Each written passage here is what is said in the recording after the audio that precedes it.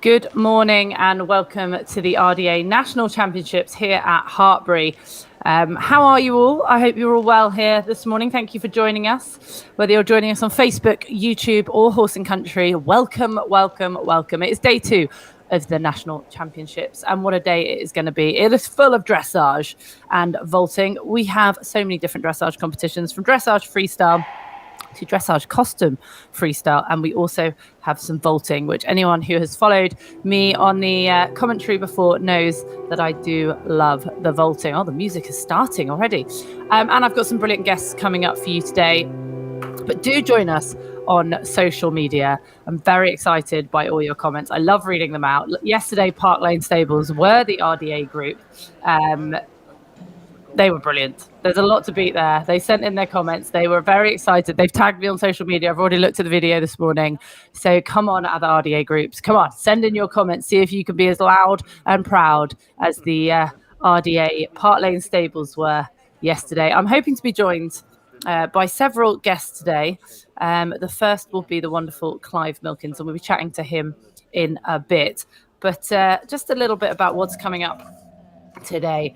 Obviously, the RDA Championships, National Championships, has been going for years now. Had a little break during COVID, but then we were back last year and again this year. We got 327 participants competing and 659 total entries.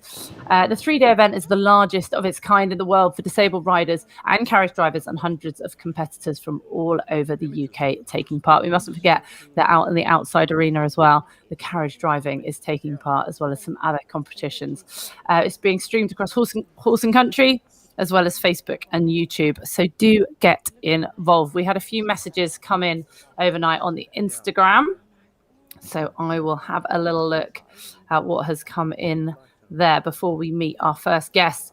Natalie Paradressage, thanks for the on-demand coverage, watching from the USA. Thank you very much, Natalie. Abingdon's RDA's response, shout out to the national office team who are smashing it and working it so hard for us. Jenny loves the outdoors, to the ground crew and volunteers and the CC crew for standing in the rain all day. So yeah, huge shout outs there. Obviously, there is a huge crew that goes into this. And there you can see the dressage boards are set up and ready to go. Nervously awaiting our first rider, who by my list will be in the freestyle grade 4 competition, which is going to start any minute now. Just wait for them to come in. Of course, this will be freestyle to music.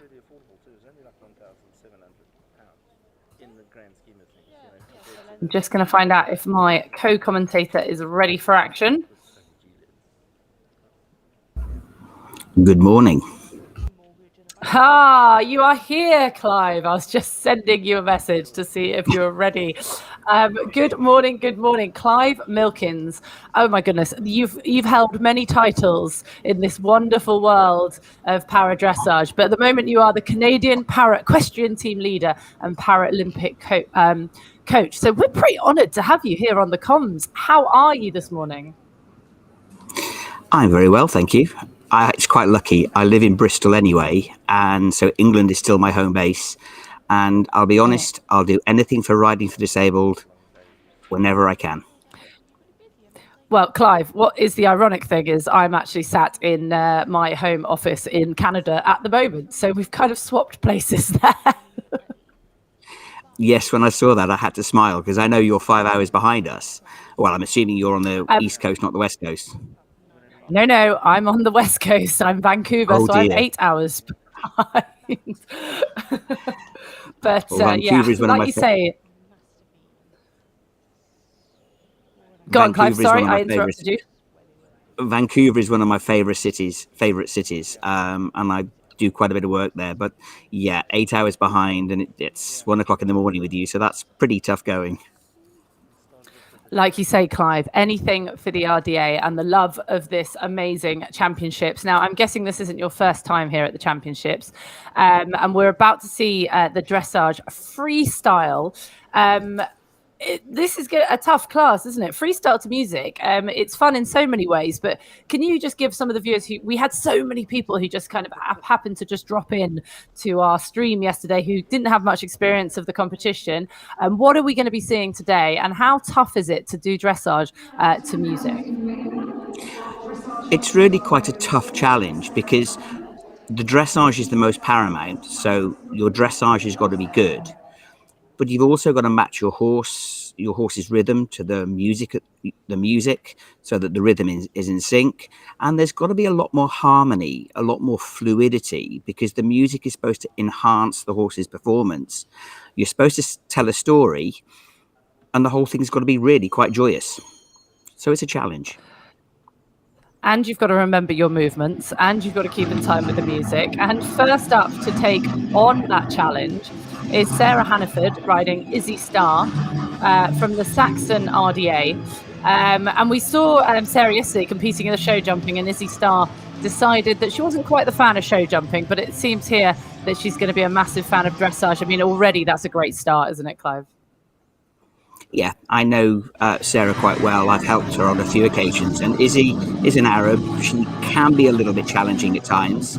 She has her own ideas about things, but that was a lovely start, nice and straight entry, just a little bit hollow in the halt, but she likes to listen to the music. And not always this kind of breed of horse is something you would see at the championships. I think Izzy Star really stands out being an Arab cross, or an Arab. I think she might even be pure Arab. But normally we're kind of not used to seeing this breed here. So it's so great to see them represented. You're right. I'm passionate about horses in general, and the word dressage means training. So it should be that any horse that is trained well should go well enough to get a 7 or a 7.5. So if the horse has got the temperament and is trained well, they should go quite a long way in dressage. And this is a fantastic start here for Sarah. And again, harmony with the music. She looks calm and composed, and a fantastic plaits as well. But so far, this is looking very, very smooth round. Yes, everything. When I'm coaching, I start everything with rhythm, and this is a very tick-tock, rhythmical, flowing, harmonious, soft test most of the time.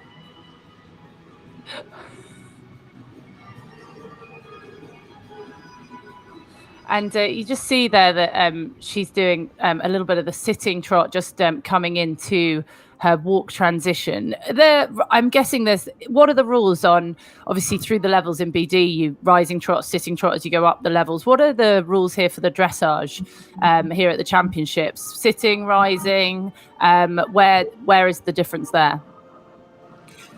You can ride either sitting or rising, and I think the word I would use is which is the better balance for the horse and rider, which is the neater picture for the judges. So you can choose rising or sitting. And Izzy Star just enjoying a lovely free walk on a long rein there. That will have really impressed the judges. With this freestyle competition, Clive, just to clarify, obviously with freestyle competitions in British dressage, you have the certain movements that you have to include. Is it the same for this class, for the grade 4 test? Have they got just the set movements which they have to put into the routine, or is the routine given to them? How do they pick their test and work it out? Yeah, it's exactly the same as British dressage and FEI, in that you have a set series of movements to do in a certain amount of time, but you put them together in the order that best suits your horse.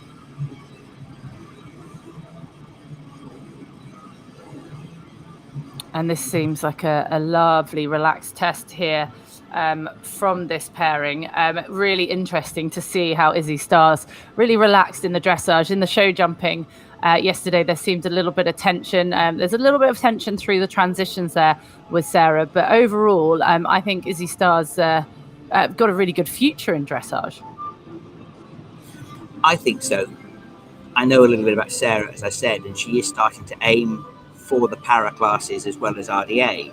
And I think this is a very good start. As a personal coach, I'd be quite happy with this, because the curves are curves, the straight lines are straight lines, the horse is obedient and relaxed, and it's a fun floor pattern but it's covering most of the arena. It's interesting to look at. So yeah, they should be quite happy with this.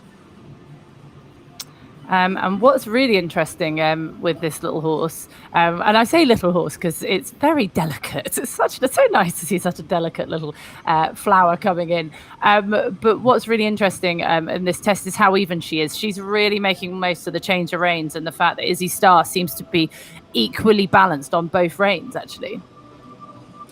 Totally. And I think Sarah's done a very good job of showing off this horse's strengths, because she is showing both sides of the arena. She's at the A end 1 minute, C the next. She's done a little bit of lateral work. So she's really shown off what this horse can do well.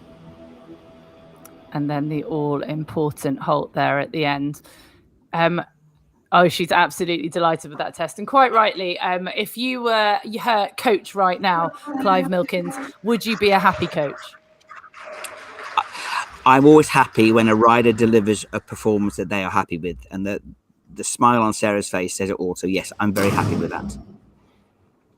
Oh, and there we go. And while we're here, obviously, there are going to be a lot of people tuning into this live stream for the first time, tuning in to see their friends.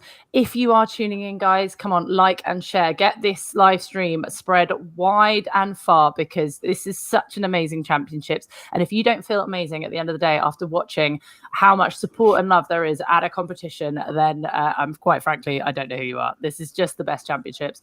But for those, so Sarah there had 2 sticks, one in either hand, Clive. People who maybe don't follow paradressage and might not be so au fait with it, there's slightly different rules to normal British dressage rules, isn't there?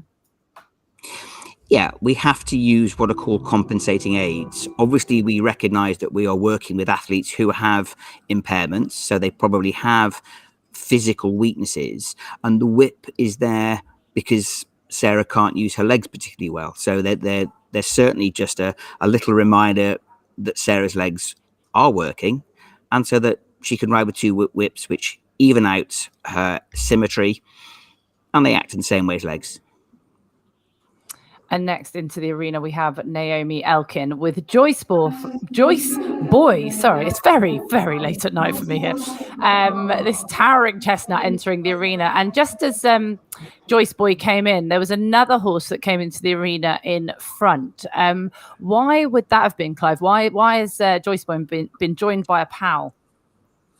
Well, I know this horse as Apollo rather than Joyce Boy. Again, it's another client I tend to work with a little bit. But Danny's brought in one of the other horses as Friendly Horse, and this stems from the days when we used to borrow horses at international competitions, and some of these borrowed horses were from riding schools and had never been in an arena on their own before.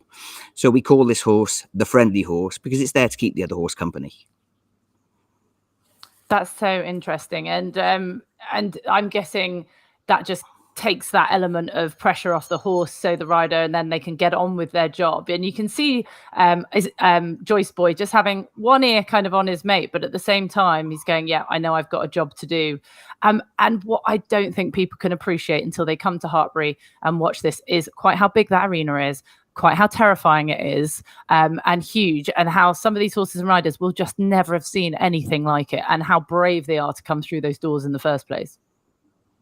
Oh, absolutely. When you stand under that little entranceway for the first time and you go from a little tight, comfortable space, which the warm-up arena is, and you then come into this big space, it can be quite nerve-wracking.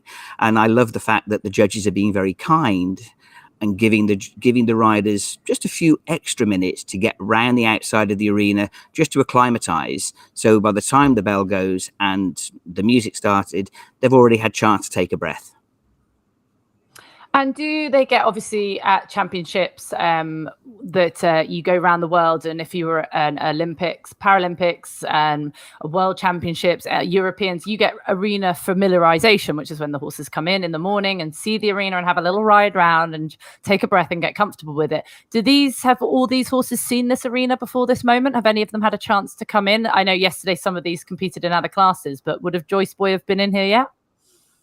Yes, I saw them in both the outdoor arenas and in here, they were doing an arena walk quite early this morning, just to get them. Some people even ride their horses in here, just to give them a chance to. It's a familiar space for them.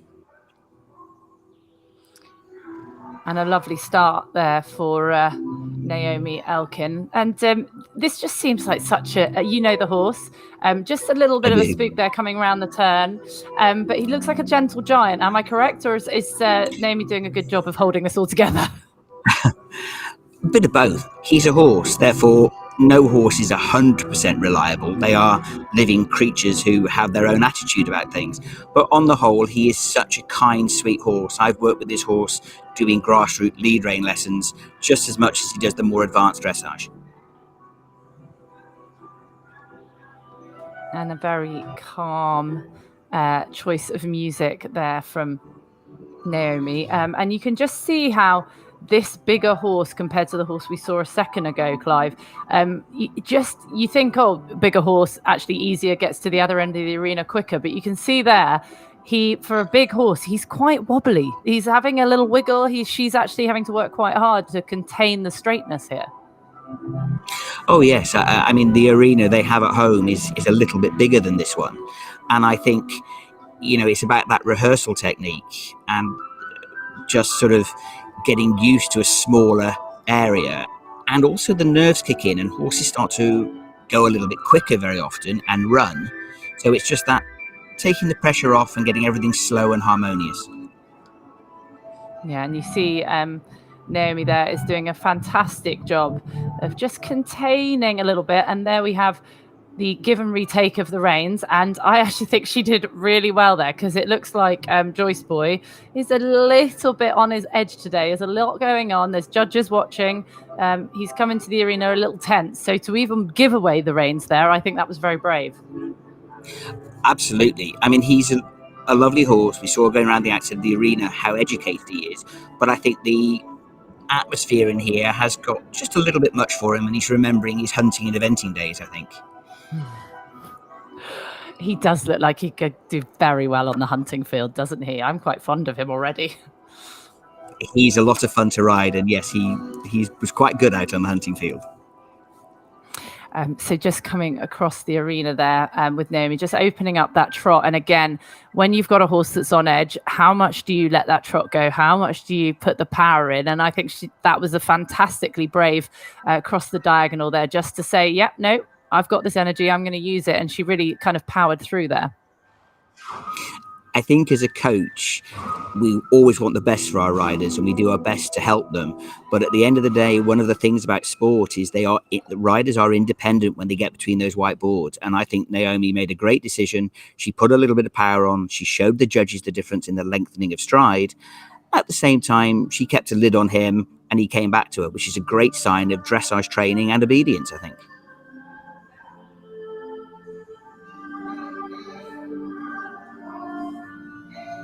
And he's just starting to settle now into the test a little bit. I feel like they've both taken a little bit of a breath, and Joyce now seems to have quite literally put his head down and cracked on with the work. Yes, I think they've both taken a breath, and suddenly the quality of the work that you see at home, they're beginning to show in the arena now, which is super.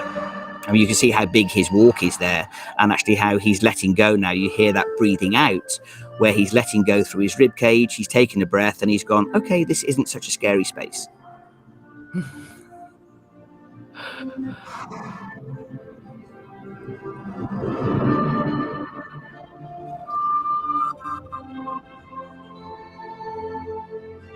And this is why we do dressage, I think. Dressage is about a partnership. It's about one six-legged animal in many ways.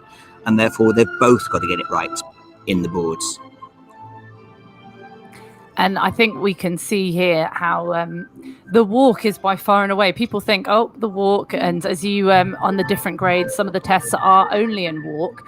And I think this really shows how difficult the walk is, because I think he's actually harder to ride in the walk here in this pace than he has been in the other two paces. Well, as you know, I am passionate about horses that do a walk job. Walk is the main therapeutic pace within riding for disabled, because a horse walks three-dimensionally the same way as a rider does. And yeah, to keep that rhythm in relaxation and softness and concentration in walk is the hardest part of any test, I think. And I would dare any coach to go and ride a walk test and see how challenging it is for our athletes and participants.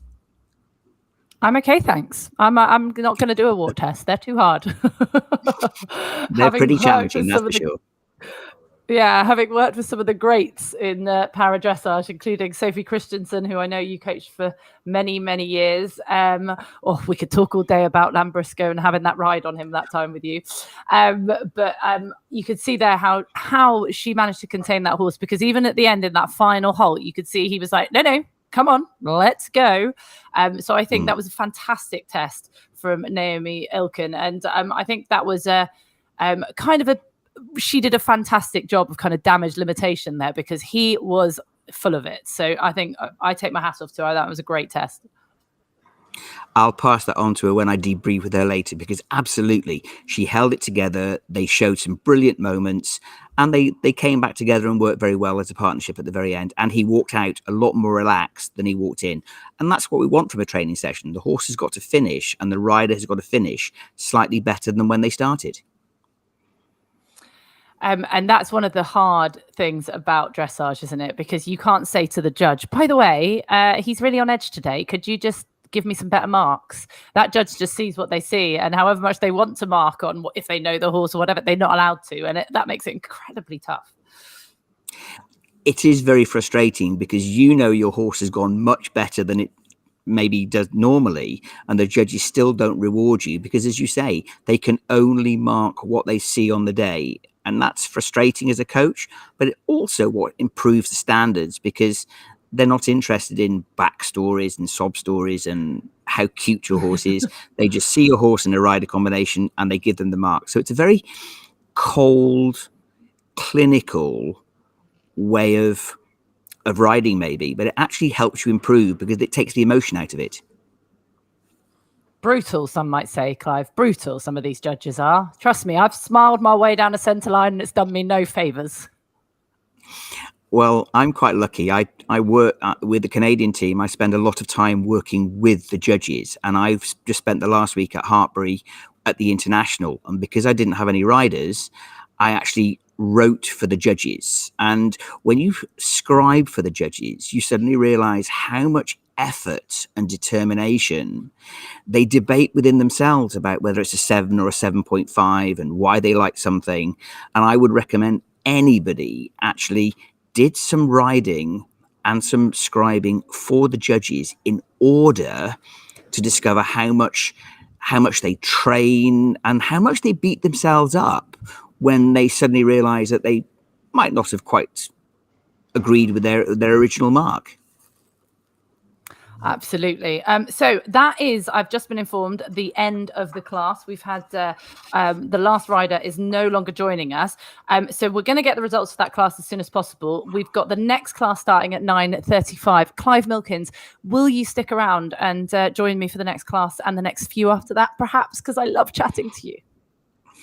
I'll do anything to promote riding for disabled. So yes, I'm very happy to stay for a bit longer.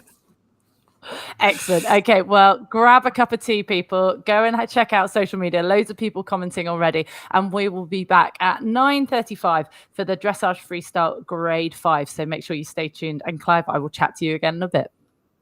Look forward to it.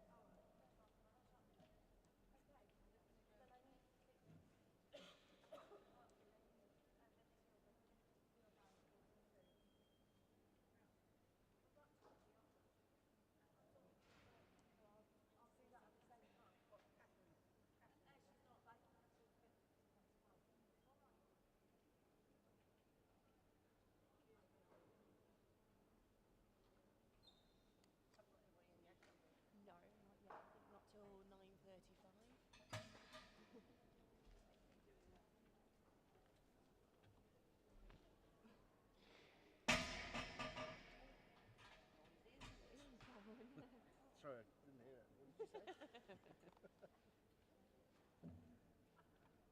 entering the arena, we have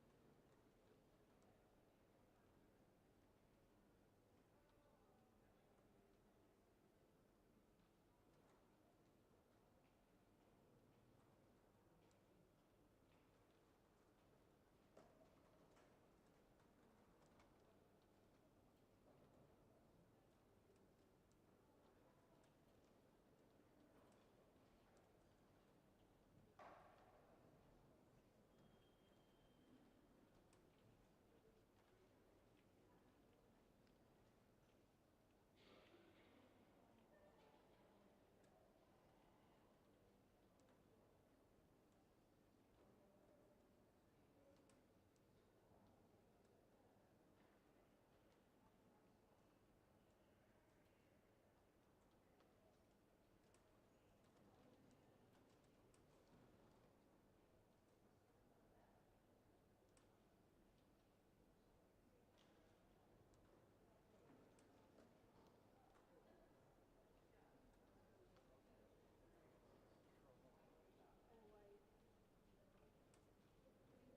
Good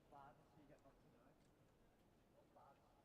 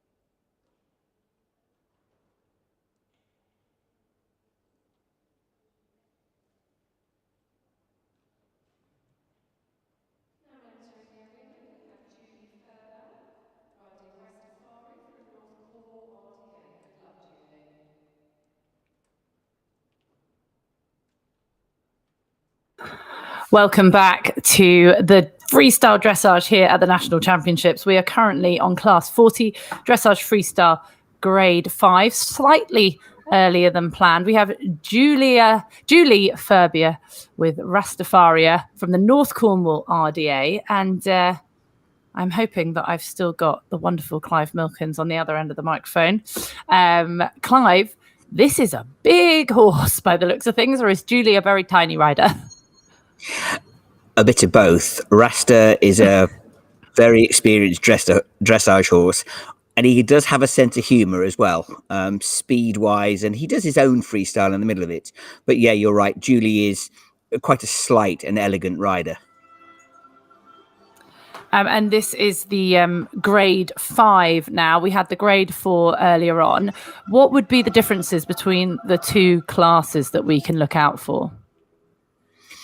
I think we'll see a lot more counter work, and we'll also see probably some more lateral work as well, more than anything else. And for those viewers who have stumbled across our wonderful championships and might not be up with the dressage language, as it were. The lateral work is basically, that's the dancing horses bit, isn't it, Clive? That's the bit where we make them go sideways and forwards and do all the kind of pretty stuff that who knew that horses could do, like this shoulder in now. Absolutely. It's always the fun stuff because it really shows how athletic the horses are in the way they move. And it also really shows off the rider's coordination.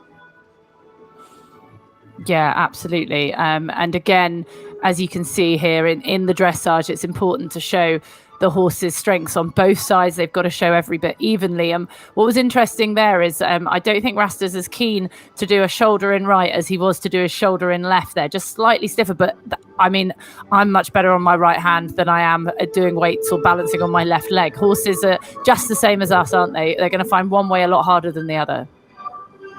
Absolutely. All horses are either left-handed or right-handed, or left-legged and right-legged. So yeah, they'll find one way easier than the other. And of course, they sometimes have to support the riders in different ways. So that also can change the horse's balance.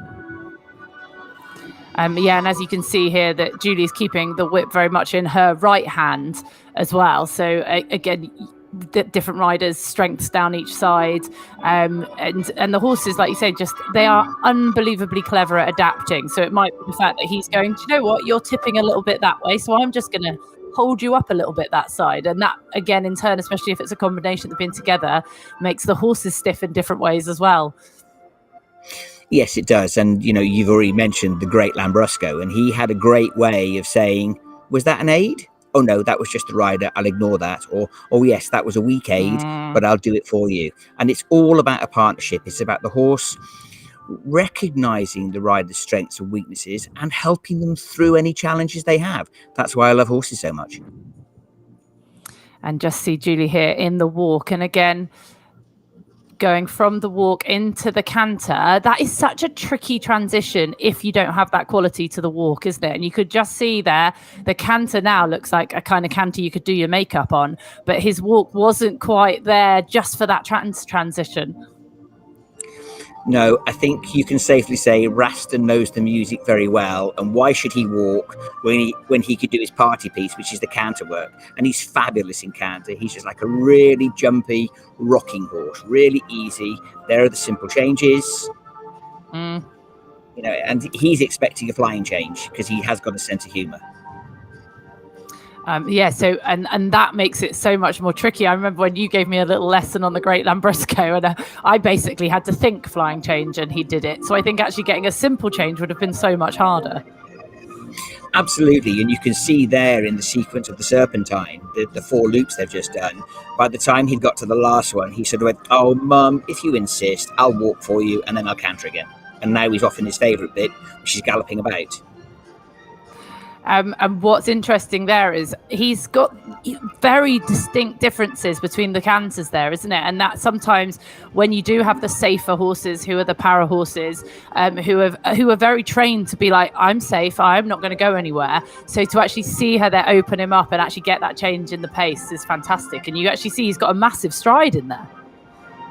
Oh yeah, absolutely. And the judges will be very excited because you can really see how he can shorten and lengthen. So he's showing his athleticism, and the rider is also showing how she can sequence in the different paces. And there's the change. Well, sort of. Yeah. Okay, so anyone watching who might not know as much, so this is basically a flying change where the horse changes from one canter lead to the other, and what happened there was the horse changed in front but didn't quite change behind. From a marking point of view, will all the marks have been lost there because the change behind happened so late, or will just a portion of the marks? How will the judges mark that? Well, this is why it's called a freestyle, because there's no real degree of difficulty, and because it's RDA related rather than sort of FEI para, they don't have to do flying changes. So the judge will just smile sweetly, go, "Oh, that's a shame," and carry on. And a lovely halt there. Not quite the square halt she would have been hoping, but what was fantastic was coming from that huge canter into that halt. She really put the handbrake on there, and I love this glittery earpiece that the horse has got on. Will Julie be pleased with that? You know this horse. I think that was a fantastic test, and for me, I mean, he is a big horse to maneuver around this arena, and she made it look effortless. Will she be happy? Julie is very hard on herself, which makes her so I get easy that and idea. interesting to teach. You can see on her face that no, she won't be happy. But then when I talk to her later, she'll also go, but I'm here, I made it. I enjoy the camaraderie. I enjoy one of the beautiful things about RDA is that all the volunteers and riders, everybody is equal. And so give her half an hour to go, actually, I've got here another year. He had a sense of humor, but I've made it. And so that's great. And again, so nice to see the quality of horses. You must have seen such a change in the quality of horses coming through over the years, and such amazing horses like Rasta there just dominating the sport. But what a change over the years. Yeah, my first RDA Nationals was back in the late 80s when we were still at the end of the Pony Club Championships. So the change, the welfare of the horses and the training of the horses has changed so much, which is really exciting because it's all about, as I said earlier, dressage is about training. So it's all about improving the standards of everybody, riders, coaches, and the quality of horses. But there is still a really important place for our hairier native breeds who still do such a wonderful job, and there are plenty of those here at the Nationals, which is exciting because every horse is being improved. So I'm just finding out now how long we've got till our next rider is in. Well, the next class we've got, Clive, is the dressage freestyle grade 6 canter. So what's interesting there is that's the grade 6 canter. Can you just explain what the difference between the class we've just seen, which is the grade 5, and the dressage grade 6 canter, and what our viewers can expect from the next class? Yeah, this is a very unique thing that RDA and British Dressage have done. Is in FEI Para there are only 5 grades, and that's designed for the degree of difficulty for each grade of impairment. One of the things that RDA does really, really well, which I'm trying to work on in other countries, is the inclusivity. So grade 6 and grade 7 also include athletes who maybe don't quite fit in to the FEI rules, if you like. And that's a different debate, which I'm certainly not having on air. But I think the grade 6 is so exciting because if you have a young person who maybe is a grade 5 but isn't quite ready for the FEI tests, then they can go and do a lower degree of difficulty, but still get in the arena, still get the experience, and still be as proud of their achievements at their first national championship. So the grade 6 is for athletes who can virtually choose which grade they ride in, and so there's a walk only grade 6, a walk and trot, and a grade canter, which is fantastic. And you can hear there they're testing the music. So we've got a few minutes, Clive, before our next class. So if you're all right, I just want to have a chat with you because you have a wealth of knowledge in this sport. You have seen it all. You've been to is there a championships you haven't been to? I don't think there is. Not since I started. No. But for a lot of people watching this, what is great about the national championships, because when you have a Paralympics, most people, they know it's going on. They're going to tune into a Europeans or a World Games. But what is great about this nationals, we are on the live stream and people genuinely yesterday were going, I never knew this existed. I never realized. And we had people in Australia, all over the world going, isn't this just fantastic? Just watching these horse and riders competing. And that is so great, isn't it, about this nationals? Even though you have done this amazing stuff and traveled the world, I mean, this must be for you what it's all about. I still love coming back to the RDA Nationals every single year. I am passionate about the inclusivity. And for some people, this is the pinnacle of their riding career. For some people, it's the starting point. But it really doesn't matter.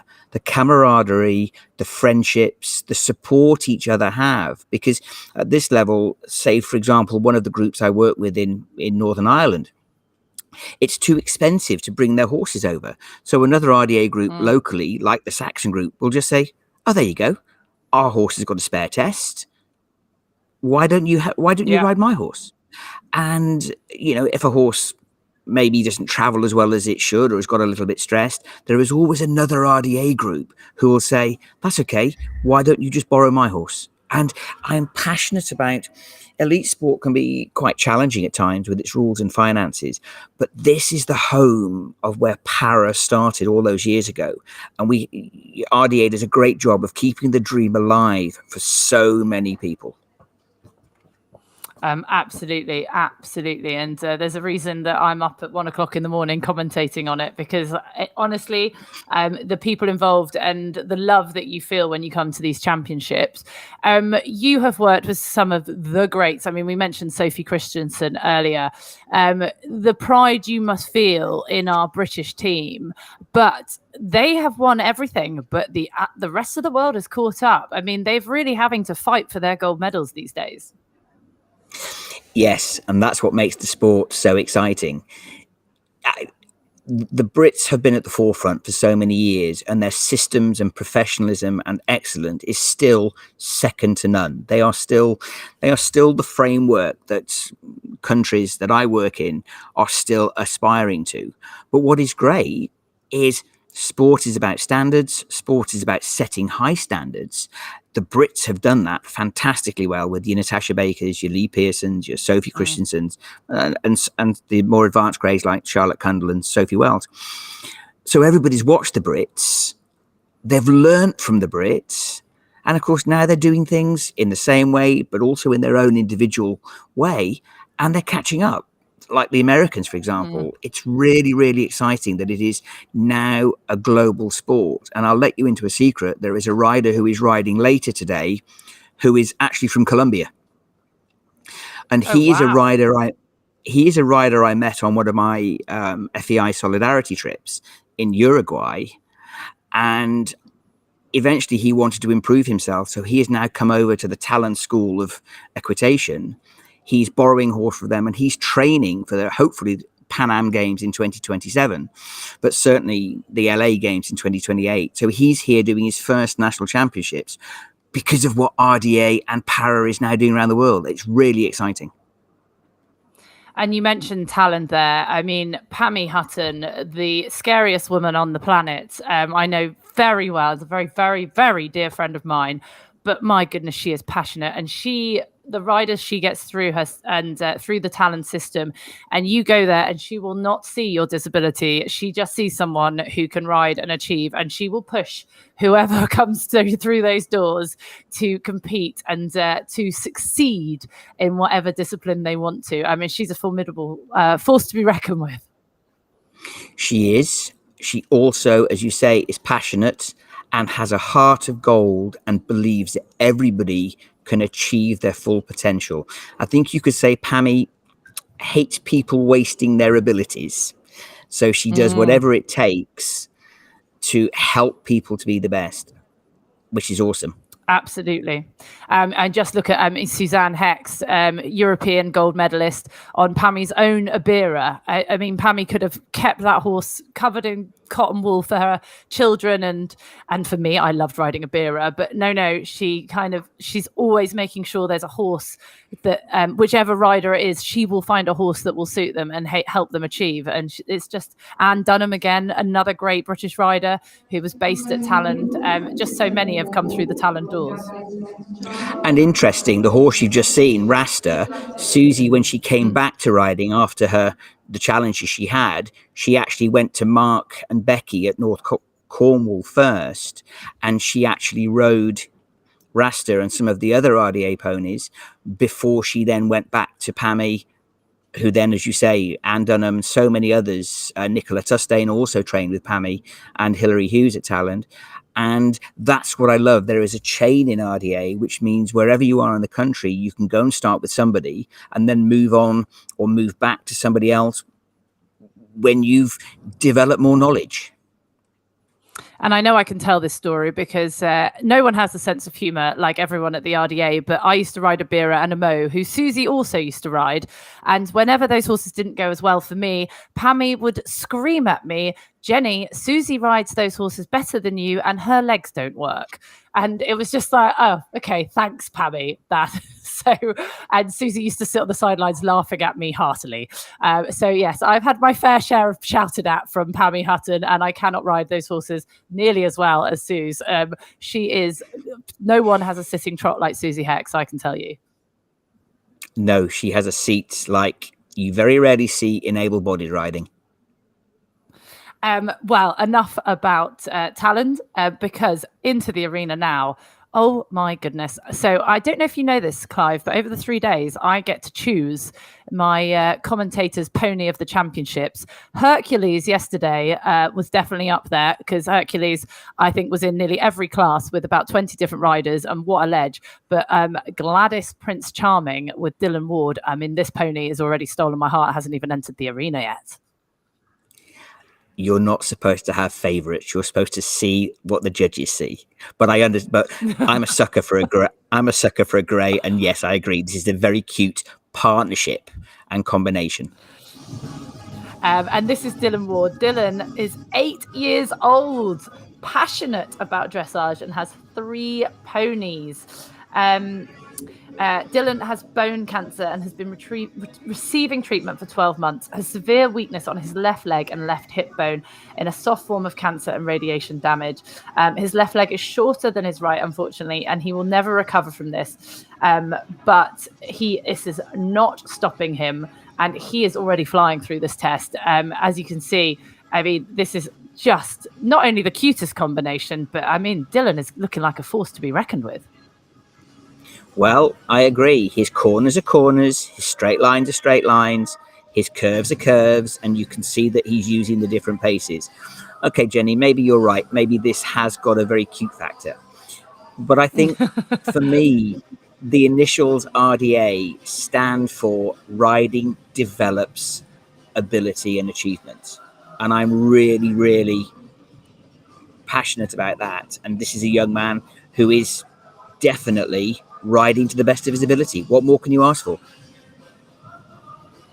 And I'm guessing, looking at this little pony, this looks like, correct me if I'm wrong, a little Welsh section A. Would this be, do you think, Clive? It looks very much like that, yeah. With maybe a bit of Arrow Cross or something like that. Yeah, we had a lot of people on the social media very, as again, stumbling across our live feed. Welcome, everybody who's just tuned in. You have, yes, tuned into the cutest dressage test that's ever gone on TV. But lots of people asking about the breeding of the horses. And we've seen a few little Welshies and a lot of Cobs and then a lot of Irish drafts. Would I be right in those kind of breeds for most of the RDA groups? Yes, you would, because they're so rhythmical and so solid in their brains and because they're natives, they probably have a good waistline and are pretty easy and cheap to keep. You'll find the majority of RDA ponies have native bred horses and ponies from the British Isles, because we have such a phenomenal range of breeds to choose from. You say that, a good brain. I used to ride a pony not dissimilar to this called Mr. Whiz, and Mr. Whiz would not have stayed within these boards, I can tell you. So I know that Dylan will probably be doing a very good job here, keeping this little Prince Charming in check. You can just see there that Prince Charming has other ideas about going close to those mean judges. You have a thing about judges, don't you? I think very clearly... For me, I love the native breeds because they do have a strong sense of self-preservation. And you see there, he's lost his syrup, but the pony's still carrying on for him, looking after him while he gets his syrup back. And that's awesome. That's what I love about their brains. And incredible riding there by Dylan. He is doing a fantastic job. What I'm loving about this test is he hasn't broken his rhythm, and he lost his stirrup, and he still didn't break his rhythm. And that is something the judges will be looking for. Can he keep that consistency in all 3 paces? And that's exactly what he's doing.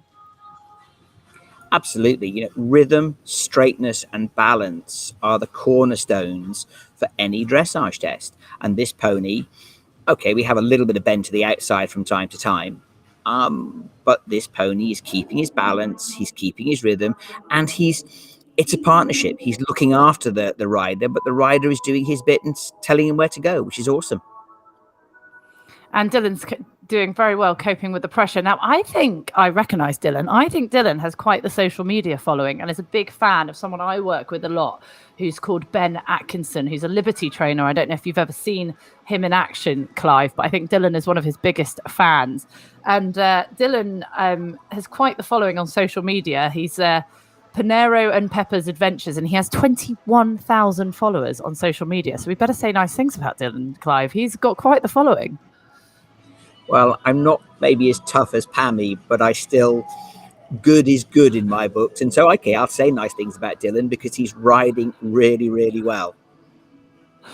He is. He really is. Now, the pony is just having a little look to the outside, but then he brings him around the corner and he's straightening him up. And again, I can't get over this rhythm. Ponies are not always easy to keep in this sort of consistency, and we're coming down the center line for the final halt. Oh, fantastic. And what the judges can't see so clearly because they're straight on, to them that will look a lot squarer from the front because those two front feet are so closely together, so they'll be pleased with that halt. I would have thought so. And of course, that's why in para we have 5 judges when it gets to the top international level. But the judge at sea, especially on the centre lines, can only really see whether they're on the centre line and whether the pony is straight. So they should be very happy with that. I think that was a fantastic test. And on Facebook, we're getting a lot of love for Dylan. Jane Wheeler says, Dylan, that was amazing. Well done. Darren Lee's amazing performance, Dylan and Prince Charming. Julie Jans is still with us. Clive, are you still there?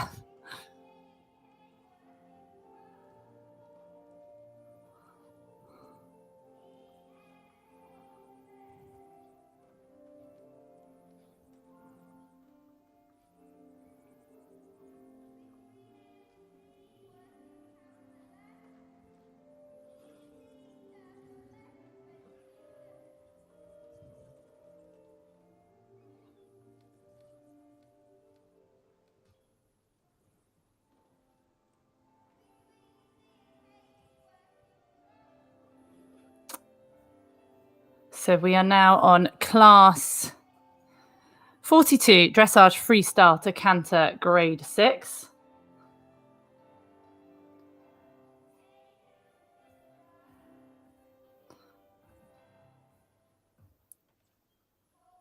And this is Rebecca Sotheby on Ronan Green from Cleethorpes and Grimsby RDA. And a lovely final halt there. And apologies for missing the first part of that test. Oh, a bit of a clap from the audience there. And the horse just saying, not too much of a fan of that. So congratulations to Rebecca for holding that together because, as I say, these horses, it is a lot of atmosphere here at the Champs. And a little bit of tension there, but she's all smiles. So he's just saying, I'm not sure I'm okay with all that clapping, Mum. I don't need that. Oh, yeah, let's go, please. I want to come out of the arena. So a fantastic test there from Rebecca Sotheby from the Cleethorpes and Grimsby RDA. So just time while I'm waiting for the wonderful Clive Milkins to read some of your comments. Julie Smith, good luck to everyone riding at the RDA Championship. So pleased to be able to watch this. Can't wait to come up tomorrow to see some events. Wouldn't miss it for the world. Ella Frost, good luck, everybody, especially Kaylee. Let's go AVCP. Avons. I don't know which club that is. Do I have to tell me? Park Lane Stables, again on the social media. I mean, these guys are amazing. And lots of people supporting Dylan as well. That was a fantastic test from Dylan. Do send in your comments. We are here at the RDA National Championships. It is a dressage for the first part of the morning, and then we're on to the vaulting, and then we are back on to the dressage. And what a day of competition it will be. I've been joined by Clive Milkins this morning, and I'm hoping he will be back with me again in a minute as the next horse comes into the arena. This is Emma Suttle with Oral District Gabrielle from the Barrow Farm RDA in Essex.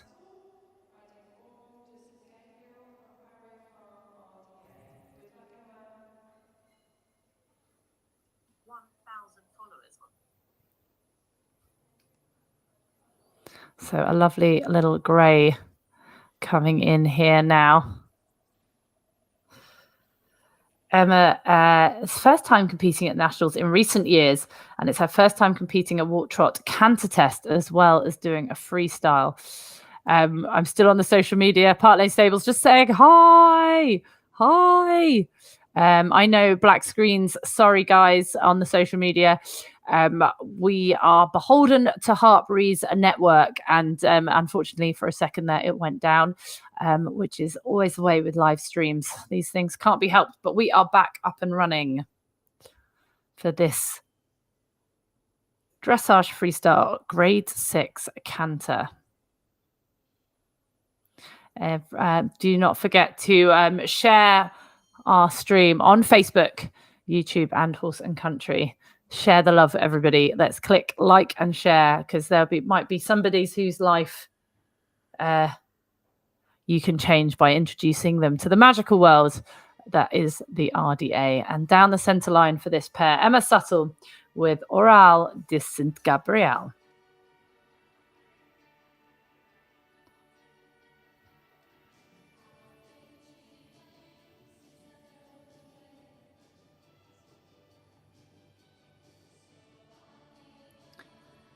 So picking a bit of ABBA here, which really suits this pony's beat and tempo.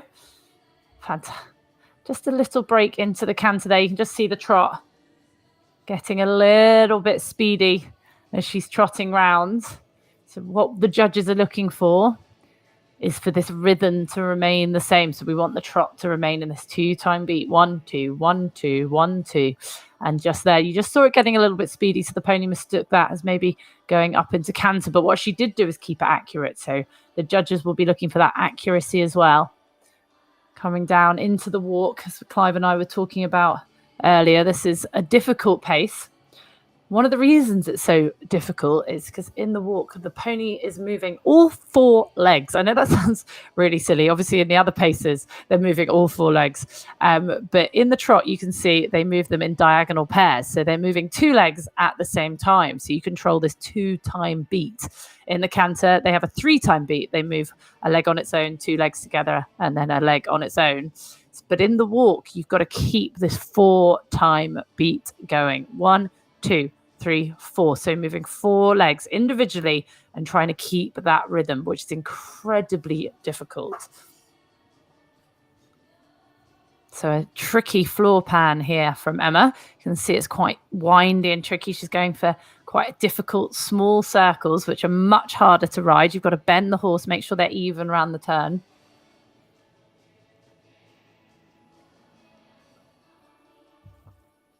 Looking up where she's going, looking for accuracy. You can see just in the top of the screen there, the judges watching on, which can be quite nerve-wracking for even the most seasoned riders.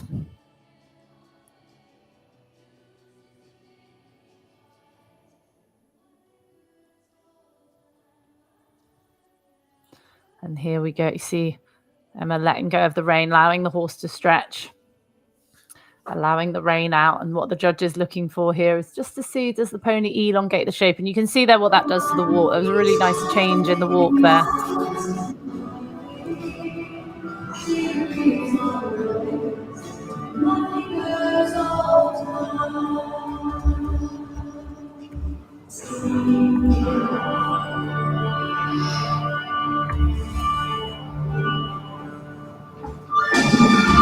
So I think I now have Clive back. Certainly have the music back. Hi, Clive. Hiya. Welcome back. This is the problem, isn't it, with horse sport? We are often doing it in an arena, in the middle of the countryside.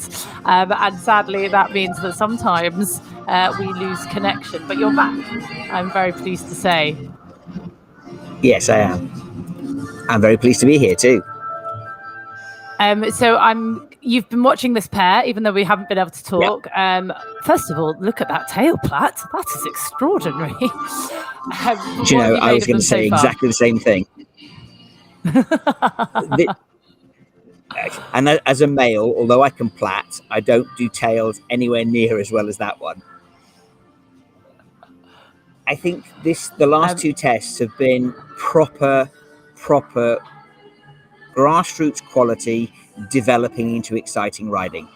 The rhythm and the harmony has been very, very sweet. Riders are riding to the best of their ability, and the horses are doing their best.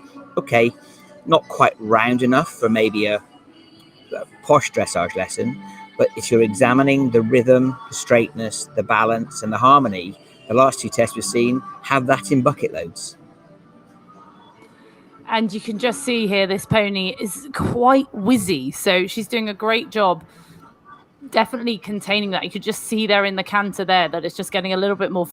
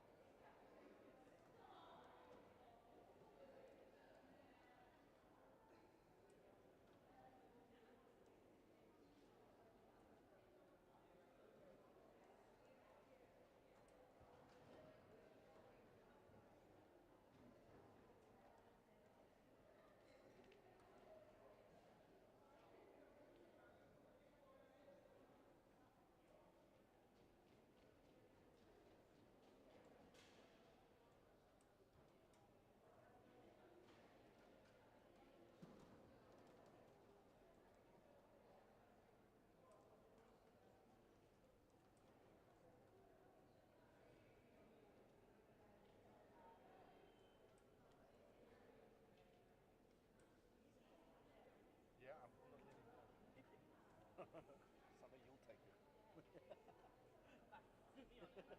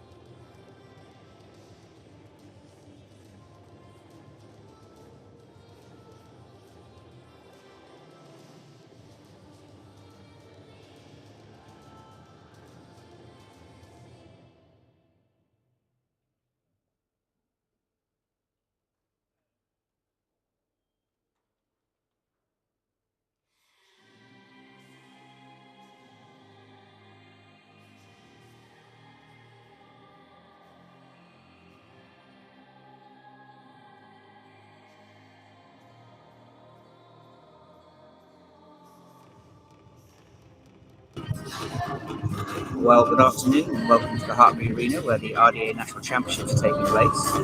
This afternoon we have the vaulting competition. For all of your ears, I have been told not to talk too much over the music. So until we get Jenny back online, you're stuck with me, I'm afraid.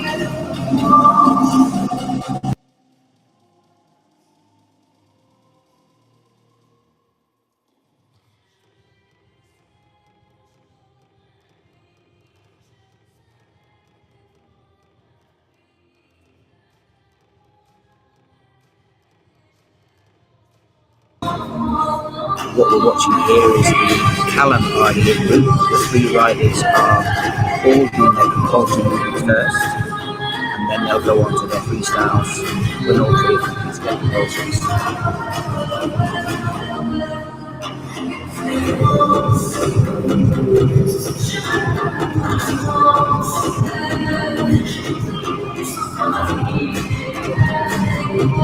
In the compulsory movements, we're looking for the riders' participants' basic seats.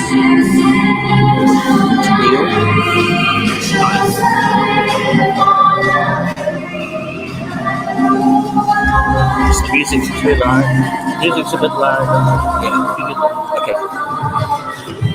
So we're looking for their basic seats. We're looking for the bench position, which is kneeling on the barrel's back, and then the leg lifts, and then the dismounts.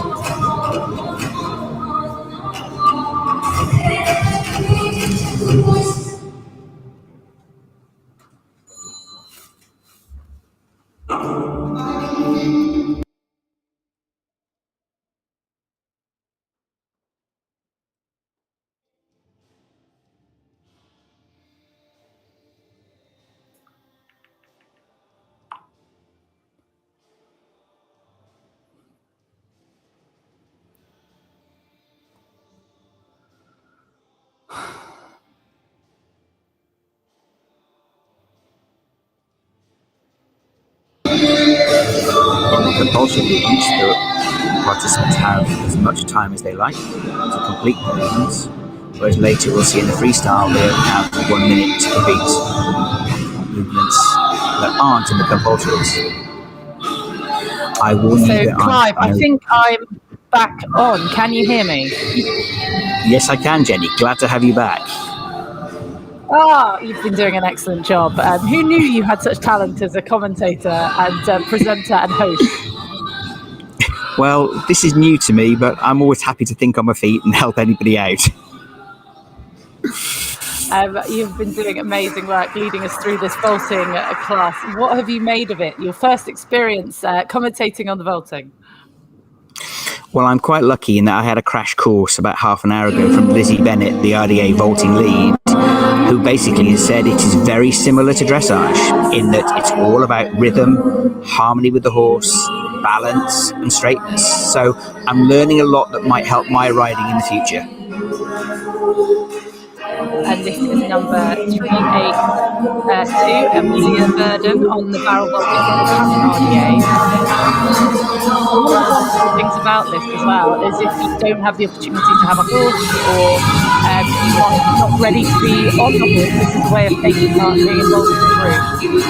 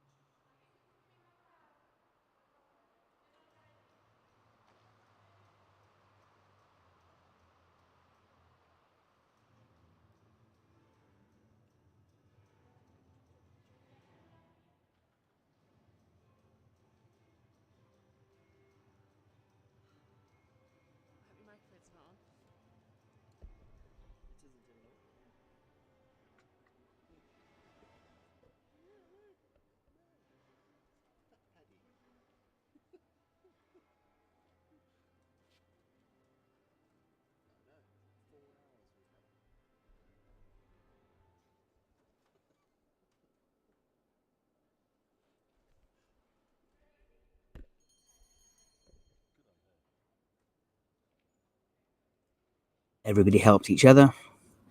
And you can see in this instance that actually the coach who started the music, giving the rider a chance to keep both hands on the rein and getting ready to start the test.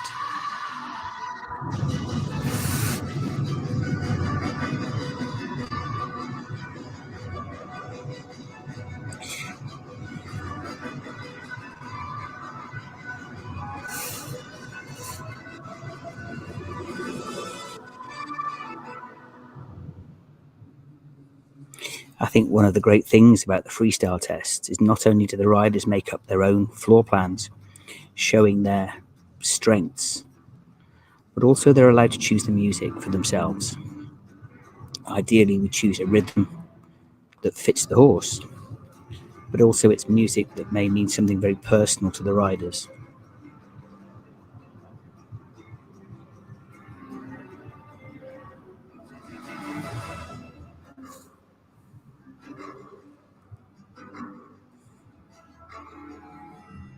I think one of the things that I really, really like about our wonderful equine companions is the rhythm. And you can see here that the horse is trotting along very nicely with a very steady tick-tock rhythm. Just finding his time and time to the music. Clive, can you hear me? Yes, I can, Jenny. Wow, thank you very much for standing in. What an afternoon. But this test looks like it's going amazingly. How's it going? It's going really, really well. As you know, I'm a real sucker for a grey horse anyway. And they've entered the arena with bold, attack, joie de vivre, and they look as though they're enjoying themselves, which is the reason why we're doing it. Absolutely. And I have a feeling that I might be losing my job to you next year, Clive. This is commentary to add to your list of accolades. It's unbelievable. I am merely an amateur, Jenny. This is your role, not mine. I'll stick to training riders and horses. And just there, what a lovely shot coming across the diagonal. That to me looks like a pretty good stretch, but your expert eye will be able to tell us a little bit more. I'll be honest, I really liked it because in this test, it's actually a stretch walk. And so you could see there that the horse really stretched through his back and took the contact forwards and down. So there was no loose rein and he was looking for the contact, which is fantastic. Yeah, it seems like a very, I would say calm and kind of very collected in the other sense of the word test. But again, there I've kind of spoken a little bit too soon. It was so calm, just a little extra nudge just to pop up into canter there.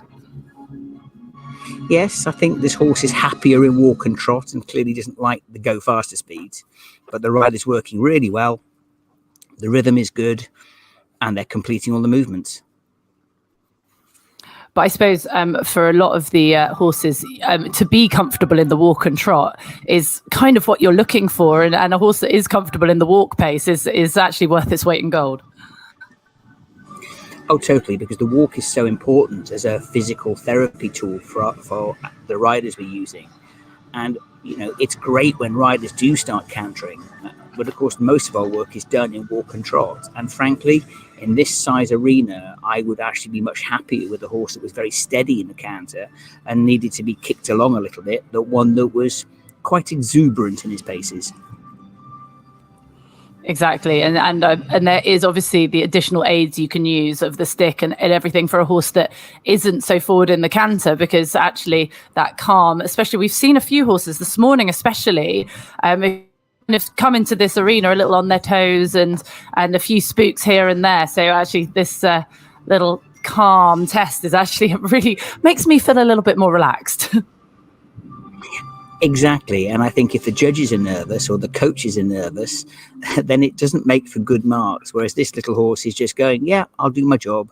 He's doing it in the right places and he's very much waiting for the rider to tell him what to do, which I think is perfect. Again, another lovely stretch there. This seems to be this little pony's kind of masterpiece there, which for you must be lighting up your eyes to see a nice stretch in the walk. I mean, that to you is like the unicorn of horses, isn't it, right there? Totally. And I think the floor pattern here has been very, very clever because it's put in two stretch walks in order to maximize his marks, which is fantastic. And he's so honest the way he stretches when he's told to, and then comes straight back to the connection and picks up the trot again. And a real look of concentration on Jessica's face. I'm guessing you explained to the viewers that we've had quite the traumatic afternoon with thunderstorms and Wi-Fi issues and everything is going on at Hartbury. But Jessica has brought us a lovely, calm look at that final centre line.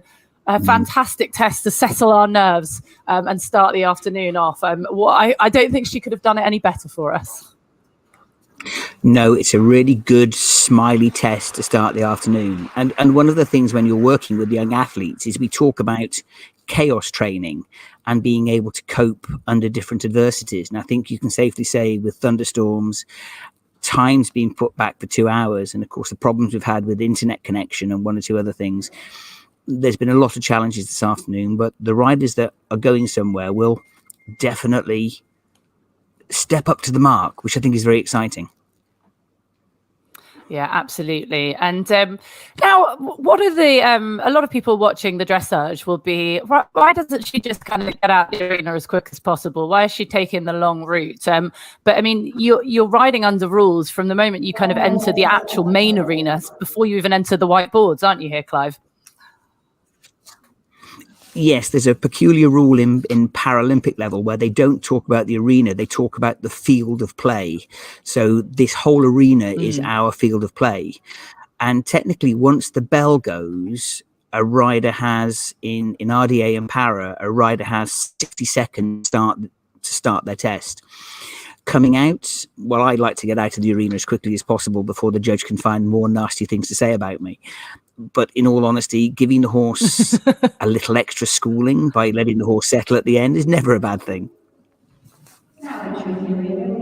Yeah, absolutely. And we've got our next horse into the arena now. This is Megan Wilcox with a crackerjack. I won't try and pronounce the first little bit in Welsh because I don't want to ruin the poor horse's name, from Unicorn Centre in Middlesbrough.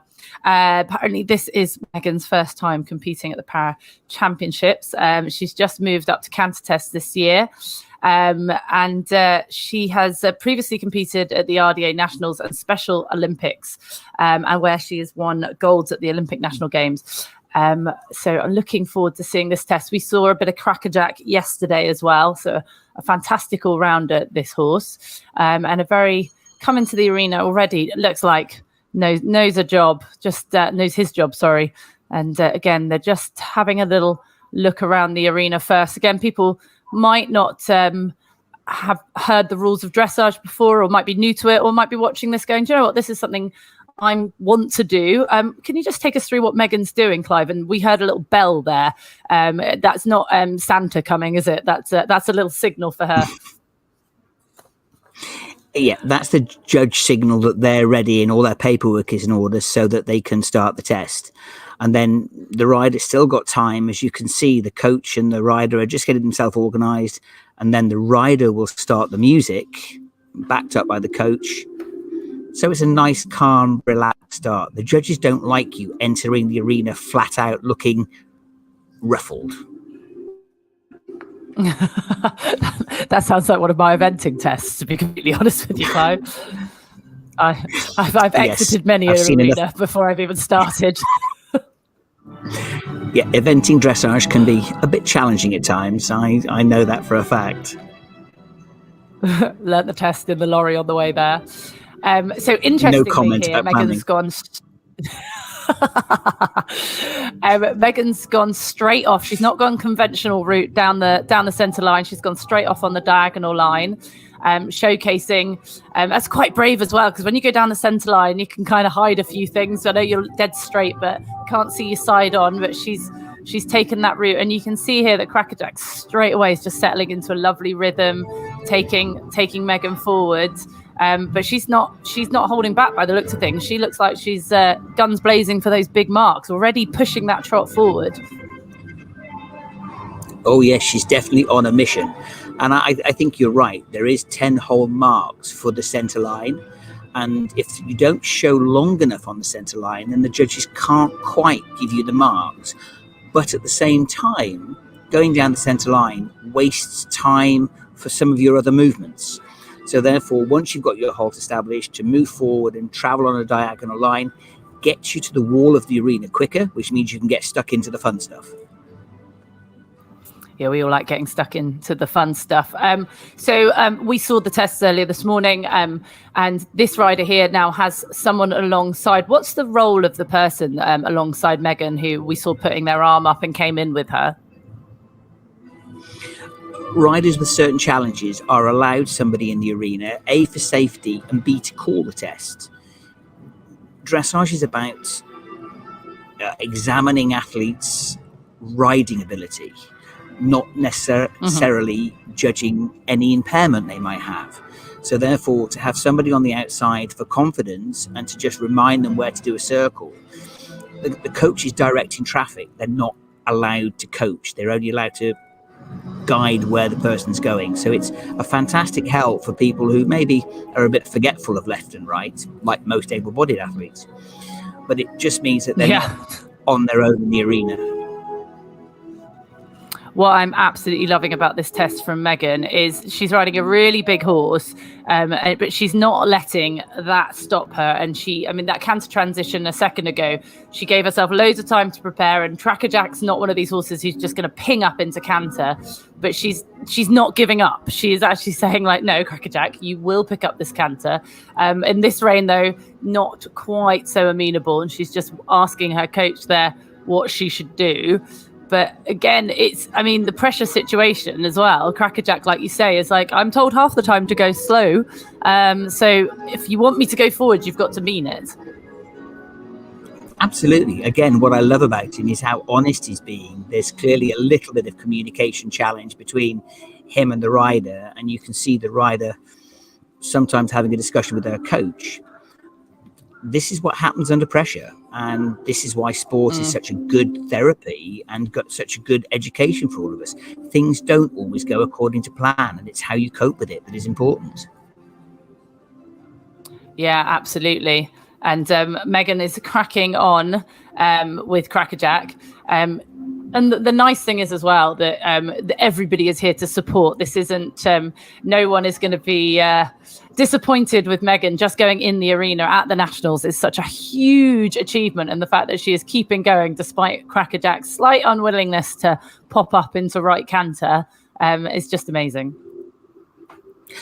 Absolutely. You have to remember this is a national championships, and to even get here means they've gone through a series of qualifying competitions and qualifying tests to make sure they're safe to come away from home. And Hartbury's such a wonderful arena, but it's also big and intimidating, as we said this morning. So to get here, perform to the best of your ability, even when there are some challenges, it's awesome. And everybody will be supporting Megan and say, well done. Even if she's not happy right now, by the end of it, she'll remember what a great time she's had. And that's what's so important about sport, I think. Yeah, absolutely. And what a great finish to the test. And Megan there just looking a little bit disappointed with how Cracker Jack performed. But again, yeah, just a little slap of the thigh there. Don't worry, Megan, I am with you. I did an extended trot once and ended up not only in the next arena, but the arena after that as well. I said go and the horse went how far. So it does happen to all of us. You stayed in the arena and you finished your test, which is a lot more than I've done on occasion. And I know there'll be lots of supporters there to make sure that Cracker Jack gets a carrot and that you are supported. But I'm quite right to be disappointed. I have a feeling Megan is a proper competitor. It certainly looks that way to me. And, you know, that's what sport's about. It's to be the best you can be with the talents you have. I also think this is a wonderful demonstration for anybody that doesn't really know about dressage or horses. They do have their own minds, and sometimes when they're on a different agenda, sometimes we just have to work with their agenda and not our own. Yeah, absolutely. And like you say, we've had timings have changed today.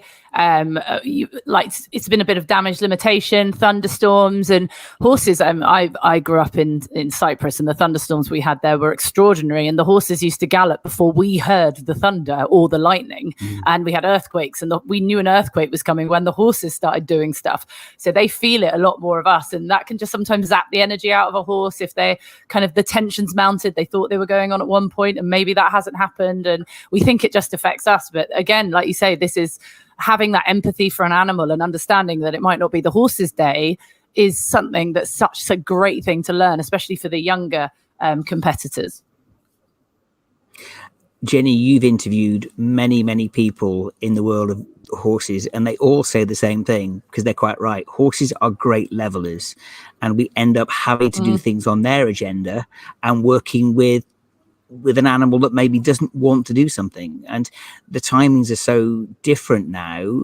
That in itself, if the horses are platted, sorry, I'm back in England now, if the horses are platted and ready for a certain time, and then they're told to stand down, and we all have to stand under one central arena this afternoon. So that all is disturbing to people and horses. So it's not surprising we'll see some maybe rattle cages this afternoon. Yeah, absolutely. But like I say, she completed the test, she carried on, and I have seen many a person who has not done that at top level sport. So I take my hat off to her. And now I am a sucker for a multicolored tail, and just look at this flowing in the wind. This is Nina Harms coming into the arena now with Manila. This pony's already stolen my heart. This is a very cute from Greenfield RDA. And the mare Manila, she is a Ludza. I don't know much about those, and she's 13 years old. But what I love about this is in dressage, we're looking for that element of relaxation. And the tail, people might not know this, is one of the things the judge will look at. And you're not going to hide anything with that tail, but straight away you can just see it swinging, can't you? With the beautiful colours in it, and see how relaxed Manila is. Oh, this pony's already entered meaning business, and as you say, the tail is not clamped down. It's slightly away from the horse's body like a flag, showing how the horse is soft and relaxed and happy to be here. Welfare is so important, and we don't like seeing horses. The horses have to be happy athletes as well, and this little pony's come in so relaxed and happy. But that you can see in the walk, the tail is swinging, and it's lovely and long. And it's a great start. Oh, that is a lovely start there from Nia. She set the ball high there for the beginning of the test. Walking in, soft contact. Manila just kind of taking her time, but very measured and controlled. And I was explaining on the showing day yesterday on day one, the importance of the halt. I mean, people watching this might be like, why are they that? It's not royalty at the end of the box. It's just a judge. But the halt is there for several reasons. The immobility, the submission. Just take us through why that halt at the beginning and the end of the test is just so important. And it shows so many things. Well, it does. The first one being relaxation. If the horse is obedient and happy to stand still, when, let's face it, they are a fight animal, and standing still they're not comfortable very often standing still. So for a horse to stand still, the horse is showing that it trusts the rider in order to follow out the commands, and the horse stands and waits for those commands. And then secondly, we look for a square halt, a little bit like a leg at each corner, and that shows the horse is evenly balanced. If the horse is fidgeting or resting a hind leg, then it means that the rider's weight isn't distributed evenly, and the horse maybe has some symmetry problems. So a square halt is a very good statement of entry and a thank you to the judge at the end of it. And I always try and smile, just to take away maybe from looking at my horse not probably standing square. My top tip for anyone. Well, I do know there is a South African rider who deliberately puts makeup on just before she goes into the arena to make a very good smile, even if she's not feeling it. Yeah, it's a good shout. It's a very good idea. But this is a lovely poppy little test here. I'm very much enjoying this. And what is fantastic, and again, I am not the expert, Clive, but just Nina's consistency, her consistent position, her looking up. She seems one step ahead of the horse here, and she just seems so focused. And look at that lovely trot across the diagonal. I mean, to me, this is such a harmony, a picture of harmony. Oh, I'm loving this. The partnership mean business. As you say, consistency in the rhythm and the speed of the rhythm, the tempo is so important. And unlike some of the other horses we've seen, the frame of the horse, which is not something dreamed up by judges, we like a rounded frame like this because it's the best physical way for a horse to carry a rider. The frame of the horse has not changed. It is really, really sweet and tip-top. This should be on plenty of 7.5s and 8s because there's no reason why you can't say it's not good. Yeah, absolutely. And I watch a lot of dressage tests. Like you say, I've worked around the world at Paralympics, Olympics, and I think a lot of people could learn from the position of this horse's head in. It's soft, it's relaxed, it's happy, it's harmonious. I just think this is a beautiful picture to watch. I take my hat off to Nia. She's obviously done some hard work. She says her trainer is Nicola Tustan. Do you know Nicola? She was a Paralympic dressage gold medalist. Tustan? Maybe I'm saying it wrong. Yeah, Nicola Tustain. I know Nicola very well. When I first started in the sports back in the late 80s, Nicola was involved then, and she's was a very competent, consistent rider from Wales. And in fact, at the Athens Games in 2004, not only did she ride her own horse, but she lent her other horse to Sophie Christensen to ride. Ah, okay. See, you are the wealth of knowledge just there. And the canter, I was looking to see if there was going to be a chink in Manila's armor that would give us something to talk about. But this canter, I mean, she's raised it into the frame. She's come up and underneath her. There's a little bit of speed sometimes on the smaller circles. But apart from that, I mean, look at that. And straight down into the hole. I mean, wowzers, this was a test. And she's pleased with it as well. Yes, I look forward to seeing the marks because, as you say, that counter was rhythmical and bouncy without being fast. And we look for a horse that can, if you like, rev the engine without speeding off. And this pony did that so well. They were a lovely partnership to watch. That was really, really lovely. And we'll wait to see what the marks are on that test. And you can see there the horse, when she let go of the rein, just having a really good stretch. And that just shows how the horse was working really hard together with Nia. And then just at the end there, she let the rein go and the horse went, thank you very much. I can now stretch and put his head down to the floor, but without running off. It was just a lovely picture here at Hartbury. And if you are watching Facebook, YouTube, Horse Country, however you're watching, don't forget to send us some messages on Instagram. Send Clive some love. We love Clive. Send us some messages. Send your support. We'll read them out. We'd love to hear from you. Or if you're riding here at the championships, how's it going? Let us know. Let us know what's going on as we await our next rider. So, Clive, you have been a coach. How nerve-wracking is this moment now when your rider comes down through this tunnel ready to go in? And does it matter the level? Is it as nerve-wracking at a Nationals as it is a Paralympics? Oh, for me, it's exactly the same amount of nerves because you know how much effort the rider has put in and the parents and the RDA groups, let alone the horses, especially when you've got a grey pony coming in as clean as this one. You know, a good coach wants it so badly. It may not be about winning, but it's always about achievement. And a good coach can't do their job if they don't want achievement for their riders. So yeah, it doesn't matter whether it's national level or Paralympics. Now I've done 5 Paralympics now, but it's you still get nervous because you want it to go well for your rider. You really do. And you can see a little bit of nerves on Tara Redfern's face there. I don't know if that was nerves or a look of steel. She means business. Just a little walk past the judges there. It's always nice as well. I always try and give a little, hi, how are you? Morning, miss. Morning, sir. As I go past the judge again, try to win them over. Another tip for you guys. And they obviously got the memo that you like a grey, my last bob. Yeah.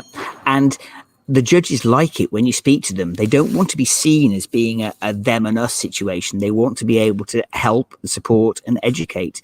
And I think Tara was very clever not to trot round the outside, but to just let Bob walk past, see the judges, realise that they're allowed to be there. And this is a lovely chilled start, I think. Really chilled. And also I've coached for many years, and I always find talking makes you let go of that breath. So if someone might have said go and just say hi to the judge, and that might just kind of let the air out, lower the heart rate, and just taking a breath means that you relax. And of course, if you relax, the horse is going to relax. Absolutely. And I think we spend more time talking to our horses, that it sometimes seems strange to me that when you get on them, you stop talking to them. And I think it's a really good, and in para and RDA, you do not lose marks if you chat to the horses as you're going around. Obviously, a running commentary the judges won't like, but if you tell the horse what to do and tell the horse that you're there for them, the judges like that level of communication, which is one of the reasons we ride. Yeah, absolutely. I always find it extraordinary when we start riding horses for the first time, having lunged them, and people say to me, it doesn't understand. I was like, but that's because for the last year, you've been on the floor talking to them, and now you've got on board, you've stopped talking to them. That's what they understand. You have to put the two together now. Oh, okay.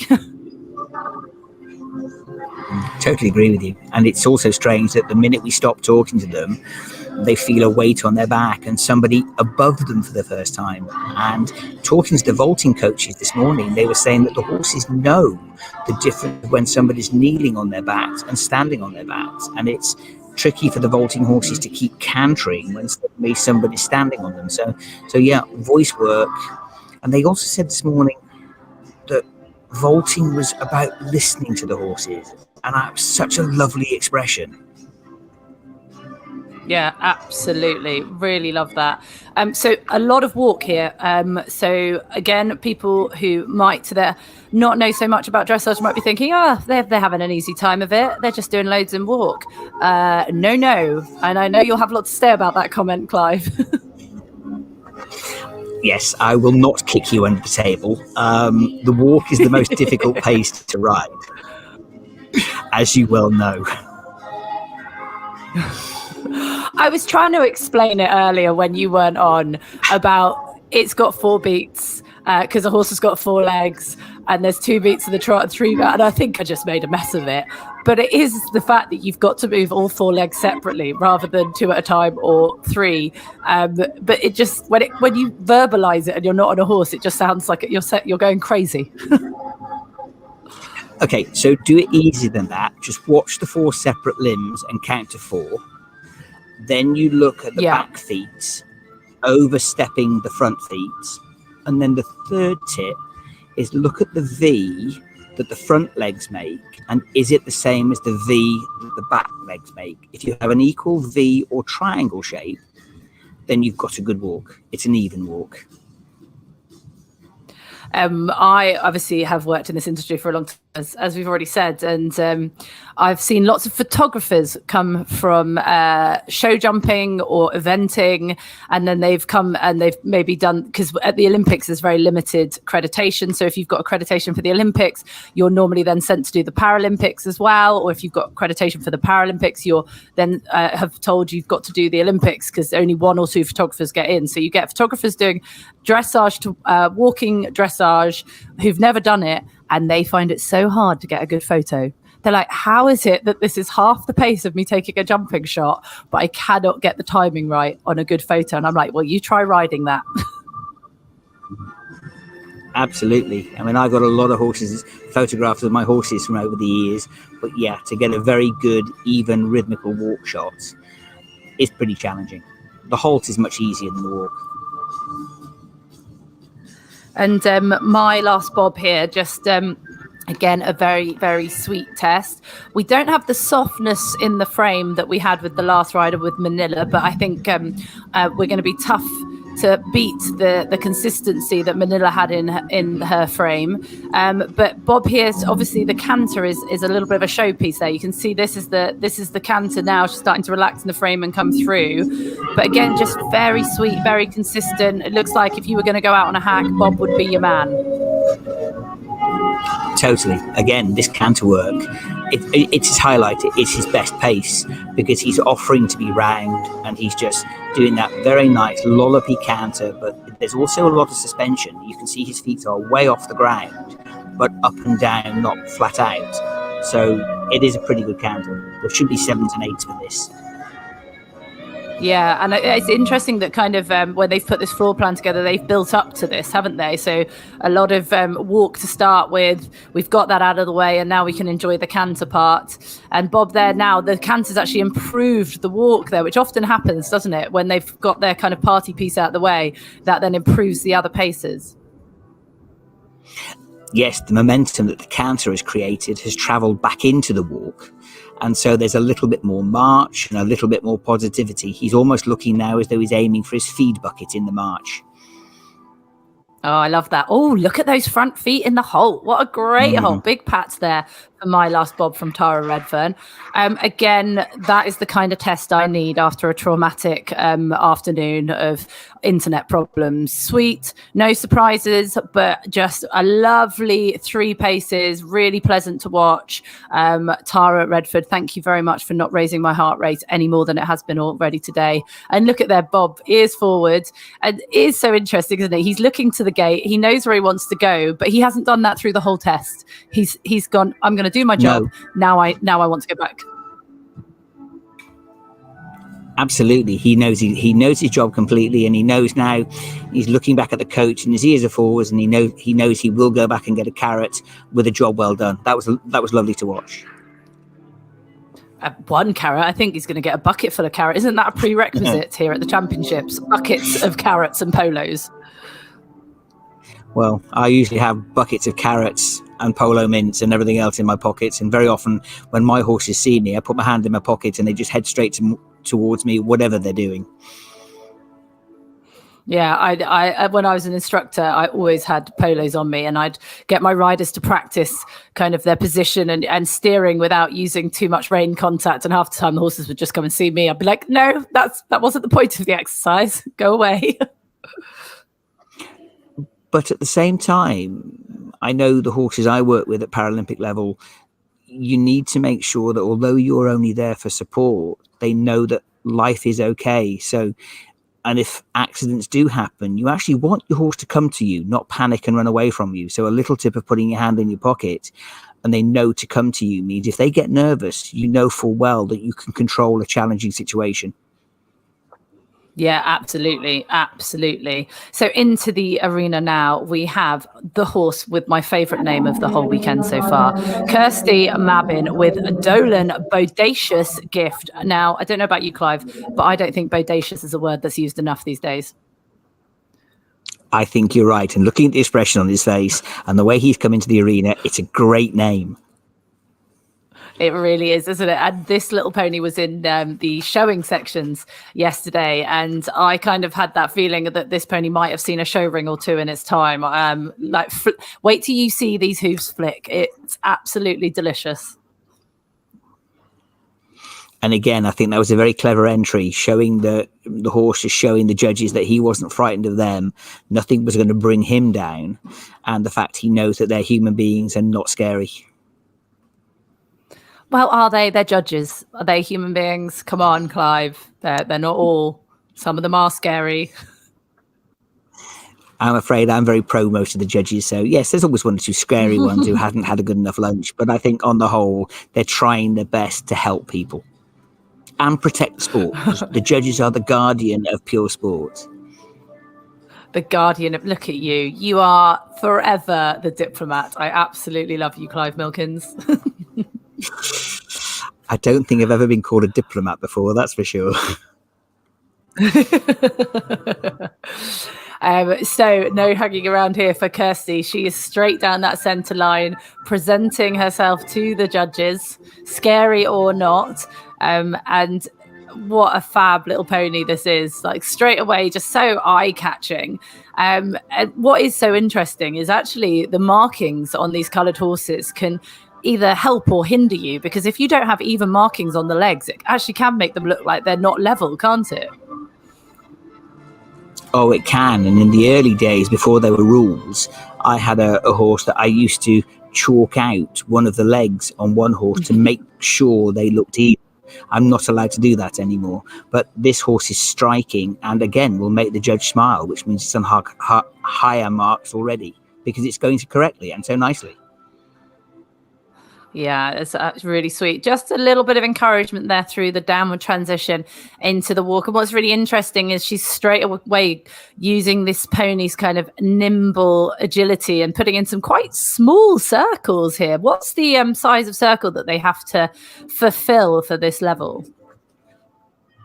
They have to show 20 meters circles in trot and 10 meters in walk. And what she's done there is pretty difficult, because there are no markers around the edge to guide her as to where the 10 meters are. So, okay, if you know a dressage arena, you know that from A, you have to touch the 3/4 line.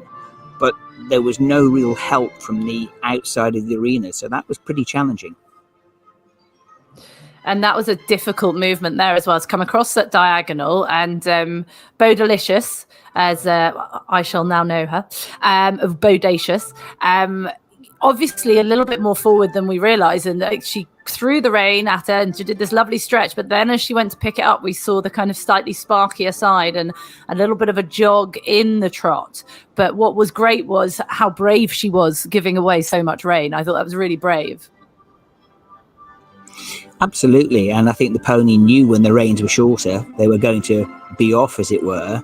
And maybe as a coach, I might say, well, don't give as much rein, because like we talked about earlier, the reins should really be in a straight line from the bit to the rider's hand. So although that was very brave and adventurous, it maybe have affected the mark in the transition as the pony just got a little bit quick and excitable. But it's the nationals, isn't it? You're going to try and go for all those marks that you can get. Yes, okay, I'll give you that one. We might have a discussion about that if I'm giving you a lesson, but yes. I'm not sure you'd want to teach me, Clive. You're not getting the impression I just like to wing it and go fast and jump stuff. I have taught you, and I remember that.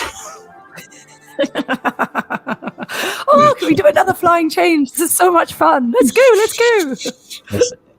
Yes, discipline is everything, Jenny, as I've reminded you on several occasions. I'll stick to commentating and talking. I think that's probably where my my real talents lie.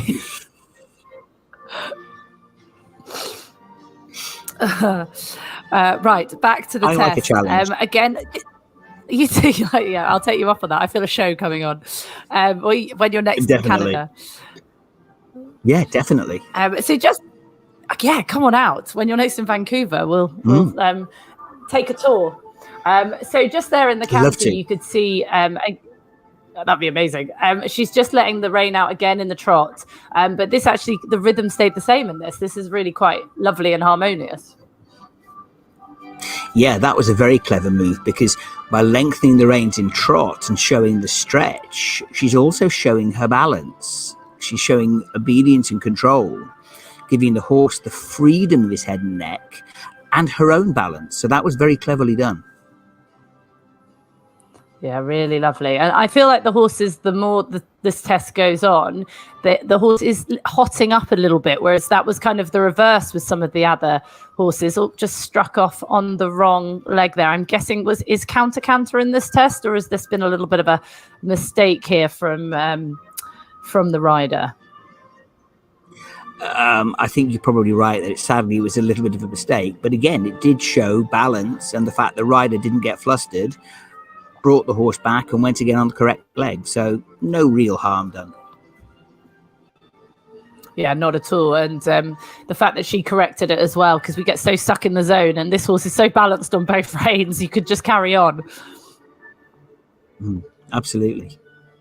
And it is only one mark in the test. So if she gets not such a strong mark in this movement, it won't really matter because the other movements were so good. And that's a lovely test there. And you can see how she's actually contained this horse, Dolan's Bodalicious Gift, because she's quite bouncy. The moment she goes into the walker, lets the rein out, look at there, she's like, I just want to bounce out of here. So it really shows how Kirsty managed to contain the pony, and big pats there and seems absolutely delighted. I think it's probably a pony that you would enjoy riding because of the fun element. Yes, I think you're quite right there. I think I might squash it though. Well.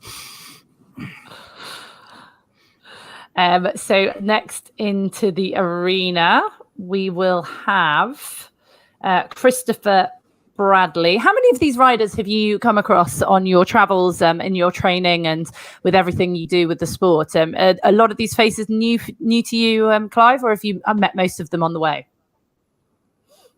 This morning, I knew most of the riders, and in fact, I've actually chatted to most of them since this morning's competition. But this afternoon, they are mainly new to me, so it's great for me to see new riders in the sport. Yeah, new talent coming through. I know you'll have your beady eye on these horses. So into the arena now, we have our last rider of this fantastic class. I mean, what a way to spend the afternoon. Oh, but straight away, Harley Rebel. Now, Harley was in the showing yesterday and did something very similar yesterday, living up to the name. This is Christopher Bradley. So already I think Christopher is going to be up against it because Harley Rebel is not a fan of the banners. And again, I said this quite a lot, Clive, and I hope I'm not stepping out by saying this, but for a lot of riders, and having done the virtual nationals for the RDA, and I got sent all the videos in from where they're training at home, and they record their videos on their RDA arenas, and sometimes the arenas are a field on a hill in Wales, or a arena which certainly looks at nothing like this. So for these horses to come in with this stage, with the banners, it is sometimes for some of these horses a completely different kettle of fish, isn't it? Oh, it really is. And I think one of the things about training your young horses, you actually should train them a little bit like a police horse, because this arena is quite sparse and empty compared with some of the international arenas, which might even have Olympic flames in them and LED signs. So it is really important that with your young horses, you get them used to flower pots. Like we saw with Christopher's horse, somebody moving in the arena was enough to just make the horse a little bit on edge. So this is part of their training. Yeah, absolutely. And I'm obviously a very great mates with Natasha Baker. Congratulations on the birth of Jacob, Natasha, if you're listening. But she often shares on her Instagram posts some of the training she does with her mare, and flags come out and waving them at them and all these kind of things. I have to say she's safely on the ground when these things are happening. But yeah, the training that goes in is extraordinary. Oh, it is. And I've known some showing people actually record audio of football matches and then play crowd noise when they're training, just so that the horses are used to clapping, crowd roaring and movement as well. Well, what an entrance here from Christopher. I mean, came flying down to a bit of the Greatest Showman. And this is, I mean, we say this all the time. I've had this conversation with Sophie Wells and Tash and Lee Pearson, that if you want to get those marks, you've got to ride something a bit hotter. And I think straight away we're seeing why Christopher puts in the effort with Rebel, because look at these toes, they're picking up, they're bouncing, there's a great rhythm to this, and he's really shining. But the counterbalance of having a horse that goes like this is that they're on their toes, they're looking to maybe be a little bit mischievous. It's always the challenge, and when I'm talking about impulsion and energy, I talk a lot about volume control. So like I'd say that most people do not learn to drive a car in a Formula One racing car. Now, of course, to win the Formula One Grand Prix, they have to drive a Formula One racing car. But it's about learning the mirror signal maneuver and the positioning in the road. And only when you've got the balance can you then start putting your foot down a little bit and going for those extra marks. And of course, that's a risk, because sometimes it doesn't come off. Yeah, absolutely. Right. This test to me, I'm absolutely loving it. So much to like, but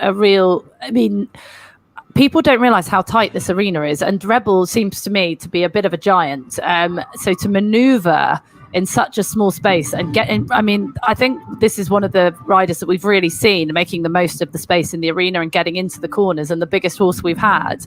Would you agree with me on that, Clive? I think he's doing a great job. Oh, he is. This is a big horse for this arena. And again, there's no point putting impulsion and energy in if you then lose balance. And Christopher has done a great job of keeping the horse connected, under control, while still creating quite an impression. And it's not easy in only 40 meters of length and 20 meters of width. Yeah, I always, again, me and dressage, I always said when I was competing my youngsters at the lower levels in eventing, when I was forced into a dressage arena, because in the lower levels like the 90 and 100, you do it in a smaller arena and 20 by 40 rather than the longer arena, and I actually think it's harder because you've got more room. So when you're on a youngster that's kind of taking you at 4 million miles an hour down the long side, or you can't quite fit in a circle, it's so much harder doing it in the smaller dressage arena. Especially if you're doing some grass with a young event horse. Yes. And that hasn't got studs in normally because I'm cheap. Absolutely. No, you're right. Everybody has to remember really that this is a rectangle. So it's 2 short sides, 2 long sides and 4 corners.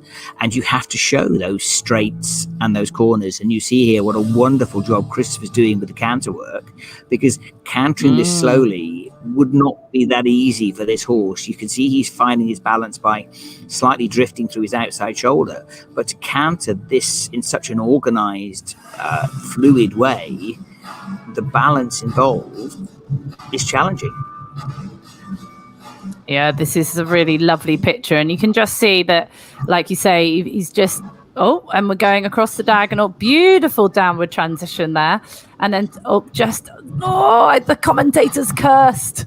Commentator curse. He's just slightly on the wrong leg, but he quickly corrected that without panic and so smoothly. Christopher is Mr. Cool. I'm guessing you've met Christopher. Is that right? Is he Mr. Cool? Yes, he is. He loves what he's doing, and he's a great personality around the circuit. But yeah, there was a slight blip.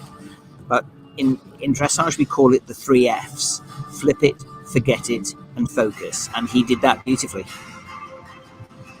I'm not sure my first F would be quite so polite. You can say that. I'm trying to be diplomatic and polite. And just Rebel just showing there how big a horse he is, just through that downward transition, just slightly running away with Christopher. Christopher's gone in the sitting trot there, I see, just to say, excuse me. Oh my goodness, what a halt to finish. And Rebel's like, come on, I'm off. Done. Off we go, Christopher. Let's go back. Big pats there for MBF Hartley Rebel. I think the standard of this class has actually blown me away this afternoon. I'm very glad I'm not a judge. Me too. I think it's been really, really exciting, and it's shown both the wealth of talent, massive variety in riders and horses, and it is what the sport is all about. Yeah, absolutely. What a class. So that was our last rider for starting off the afternoon in the dressage freestyle grade 7 canter class. Now going slightly out of order to make up for nature's thunderstorm that we had earlier. In a few minutes, we will be starting the dressage freestyle grade 6 walk and trot. But if you're happy to hang around, Clive, we'd love to have you. I might just go and leave you to it. You can have a cuppa because you're so good at doing the commentary now. Rather than kind of signing off and then trying to get back on again, have you got any good stories for us of your many, many Paralympic games? You've worked with some of the top riders, and having worked with them as well, I know the best team at the end of a championship to go out with is the Para guys, because I've had some very funny nights out with Sophie and Tash and the team. But you must have seen some cracking events over the years. Yeah, every championships is different, and they all have their stories. But you know as well as I do the story of Hong Kong, where Lee and Ricky were almost arrested for going too fast in a mobility scooter in Hong Kong. And yeah, there are probably most of my stories shouldn't be shared on social media, to be perfectly honest with you. And these guys, I mean, we've had like Lee, as I say, Surly. He's been a stalwart on the team now for a long time, as is Sophie Christensen and Sophie Wells and Natasha. But we've had Georgia now coming up through the ranks, and some great names coming through. I mean, Susie Hex, I mean, what a force to be reckoned with, but she's now gone to para swimming. Unbelievable athlete. But again, these riders that we're seeing today would have seen those guys paving the way, and the huge amount of work people like yourself and these guys have done to get para dressage on that main stage. I mean, it's been a very long journey, but I feel like we are really now, it's getting the accolade it deserves.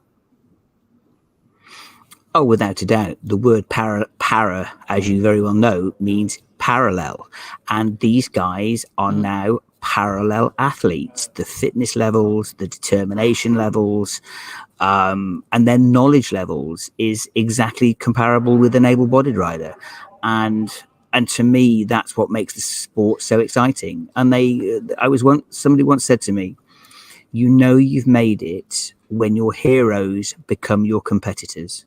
And for me, that's how exciting it is. And I think seeing new faces on the British team, which has always had such a strength and depth of character, the new riders coming up and holding their own is what makes the sport develop and evolve. Yeah, absolutely. Absolutely. And give Lee Pearson a run for his money. He's been on the team for ages now. Yes, absolutely. And he loves it. He's such a consummate competitor. He likes other people being in the mix, which actually push him better. Sophie Christensen used to love it when Anne Dunham was on a team and a squad with her, because they had to compete against each other in a very friendly way, but it meant they were pushing their own boundaries. And sport is both internal and external. And if you don't push yourself, you soon get left behind. Yeah, absolutely. And someone who I will never stop banging on about how brilliant a rider they are is Sophie Wells. I was very lucky enough to ride one of her 7-year-olds and have a lesson with her, all caught on camera. If you want to check it out on H&C, this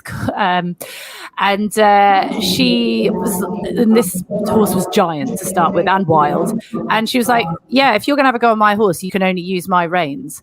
And so I had to ride with one finger in each of the reins. And I have never in my entire career sat on a horse that was so even, so balanced, so correct on both sides. And it was such a testament to how incredible Sophie Wells is, to how even these horses. But this, honestly, it was unbelievable. And then we had the convention for British Dressage a few weeks later, and I was banging on about how amazing I thought Sophie was. And she rode in front of Christoph Hess, who I'm sure you know, and he said exactly the same thing of me. He was like, I just cannot believe, I won't try and do his accents because I know it is. And it was just so good to see someone like Sophie, who has fought and battled her way and just rides phenomenally, and someone saying it in front of everybody, this rider is amazing. And I cannot bang on enough about how good a rider I think she is. No, I agree. And rhythm, symmetry and balance are the key to it all. Right, so we have cracked on. Look at us flying through the classes. We now have dressage freestyle grade 6 walk trot class 54. So if you guys were waiting to watch this class earlier, it got postponed due to a thunderstorm, but Kian Arthur from the Omar RDA, brilliant to see him into the arena with the Lady of the North. That's a fantastic name. So Clive, this is a walk trot class. Can you are the expert, take us through why this differs from all the classes we've seen so far today, and what kind of are the prerequisites of the class, and just how tough it is to just do a walk trot test. Before I start, if I go quiet, Kane is a rider I work with a lot, and I was with him 10 days ago when very sadly his grandfather died. So Kane is riding today for the memory of his grandfather. So if I burst into tears at any point, Jenny, you'll just have to take over.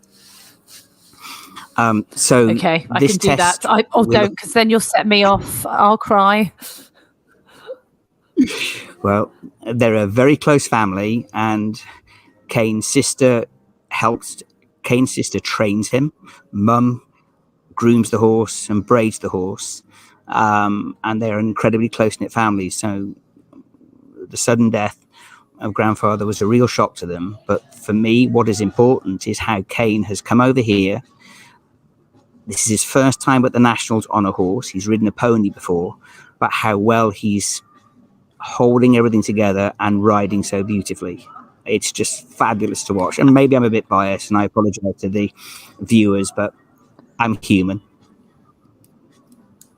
Oh, I'm openly biased. You say you throw a cute pony at me, you know what I'm like. But look at this trot. Straight away, so rhythmical. And you can just see the mare just kind of relaxing into it. So, I mean, you wouldn't have known that Kane had any tension in him at all. I mean, she's just totally relaxed the horse into this. It's just... I hate using the word sweet because it almost sounds a little bit patronizing, but I can't think of a better word for this horse right now. It's so sweet to watch. No, and if I tell you that Kane is only 13 and this horse is 17 hands and it's her first time in England, that's how awesome the rhythm and the balance is. And you know, Kane's challenge is that he is a little bit one-sided due to, he doesn't mind me saying it, otherwise I wouldn't normally do it. Kane was born without an arm, so you can see he is still learning to use his prosthesis. But how even and straight and rhythmical this horse is, and they are looking after each other, they are holding each other's hand, if you like, and this is just a beautiful partnership to watch. The rhythm, you know, this is a grade 6, so this is Kane would be a grade 5, but as yet doesn't canter in competition. Well, he's, especially on this horse being so large. So he's focusing on the walk and trot, and what a fantastic job he's doing just with riding the rhythm and the curves and the straight lines. It's lovely. Oh, you had me at he's 13 and they're looking after each other. I'm welling up now, Clive. Don't do this to me. I've been holding it together so well all day. Sorry, not sorry. Oh, don't. It's honestly, it's one of the reasons I do this job. It's just because it is, I mean, we had a lovely, I had a lovely message on Instagram from a rider called Jenny who was competing in the jumping yesterday. And she just said how much the RDA has done for her mental health, not just physical health. It's not just, sometimes it's the disabilities we can see that people talk about, but actually there's so much more to it. And there's the disabilities we can't always see. And like this horse and Kane and Lady of the North just seem to be holding each other right now, and it's just lovely to watch. Exactly. We never know what goes on behind closed doors, and judging is for the judges. And I just think, you know, whatever people's challenges are, achievement is achievement. And as I said to you this morning, riding develops achievement, and that's exactly what we should be doing. And that was lovely. That was such a lovely, sweet test. Really, really lovely. And what a lovely, sweet horse. And welcome to the UK, her first time over here. And is she Irish bred, do you know? Is she? She looks yes. From... Yeah. I do like an Irish horse. I'm a big fan. My horse back in England, he's still back there. He's an Irish sports horse. They have such lovely temperaments. And this horse... virtually Geraldine, who you can see beside Kane, is the mother, and they bought the horse and it was in quite poor condition when the horse arrived, and it looks lovely. So next, now he'll leave the arena, and I'm guessing I'm quite glad we don't have a camera in the warm-up, because I'm guessing it's going to be quite emotional, and I don't think anyone needs me crying on the commentary. But next into the arena, we have rider 1, 2, 3. That makes my life easy. Alicia McCrossan. Now this is another one from Omaha RDA. I'd like to try and say the name with confidence, but I'm terrible at pronouncing the Welsh names. Give me a French one. Salen Haff. I'm going to go with that. And if anyone knows, do you know how to pronounce this name? I have enough problems with English, let alone any other language. I just think with so many other languages, you can kind of get away with it, pronounce it. But with the Welsh, I am a massive fan of the Welsh accent. I think it sounds wonderful, and I'm not even going to attempt it. No, it's a beautiful language, and coming from Bristol, I go to Wales and a lot. It's a beautiful language with its soft lilts, but I wouldn't want to be accused of mangling it, which I would. Yeah, absolutely. Well, my daughter, I'm a massive rugby fan, and my daughter's called Delilah, so you can imagine what that sounds like when we're at a Welsh rugby game. I'm a big fan. Yes, I can. I'm also from the Cotswolds, not far from Bristol myself, Clive. So Canada and Bristol, we've got a lot in common. We have actually, yes. And a love of horses and power. I'm from a love of horses, exactly. Just a little town a little village called Crudwell, just not far from Badminton. Okay, I do know it. Great pub, the Potting Shed. Big shout out to the Potting Shed. Right, I'll go and find that out on my next adventure. Excellent. So Alicia has come in now, and this horse is definitely just taking his time, just having a little stop there. But I was talking about this a lot yesterday. You can see here the reins have different colours on them, which is just such a simple but fantastic tool, isn't it? It gives the riders a marker on where to hold the reins, but it's so useful as a coach, as a training aid, isn't it? And this is allowed, these different bits of kit in the test. Oh yes, compensating aids are a vitally important part of what we do, because we should be coaching and judging ability, not impairment. And these rainbow reins are a fantastic way for anybody to just say, hold the blue bit or hold the yellow bit, and it saves any drama. And compensating aids are always allowed, providing they don't affect the training of the horses. So with, say, Sophie Wells, the loop reins, and then horses training, but they help our riders, which is what we're there for. Yeah, absolutely. And this is a fantastic start to the test, just coming down that centre line now again. This horse, again, is we've seen today. I wouldn't like a Welsh cob or an Irish cob. I would say white. No, I think quite right. And again, because I know this is a borrowed horse, Alicia wouldn't. Oh, wow.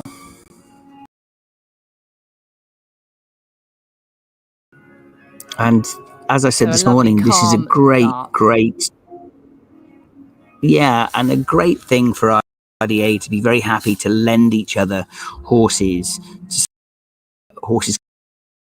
coming over on the boat from Ireland, which is the walk is rhythmical and quite big, and yet the horse is still showing its maneuverability, which is fantastic.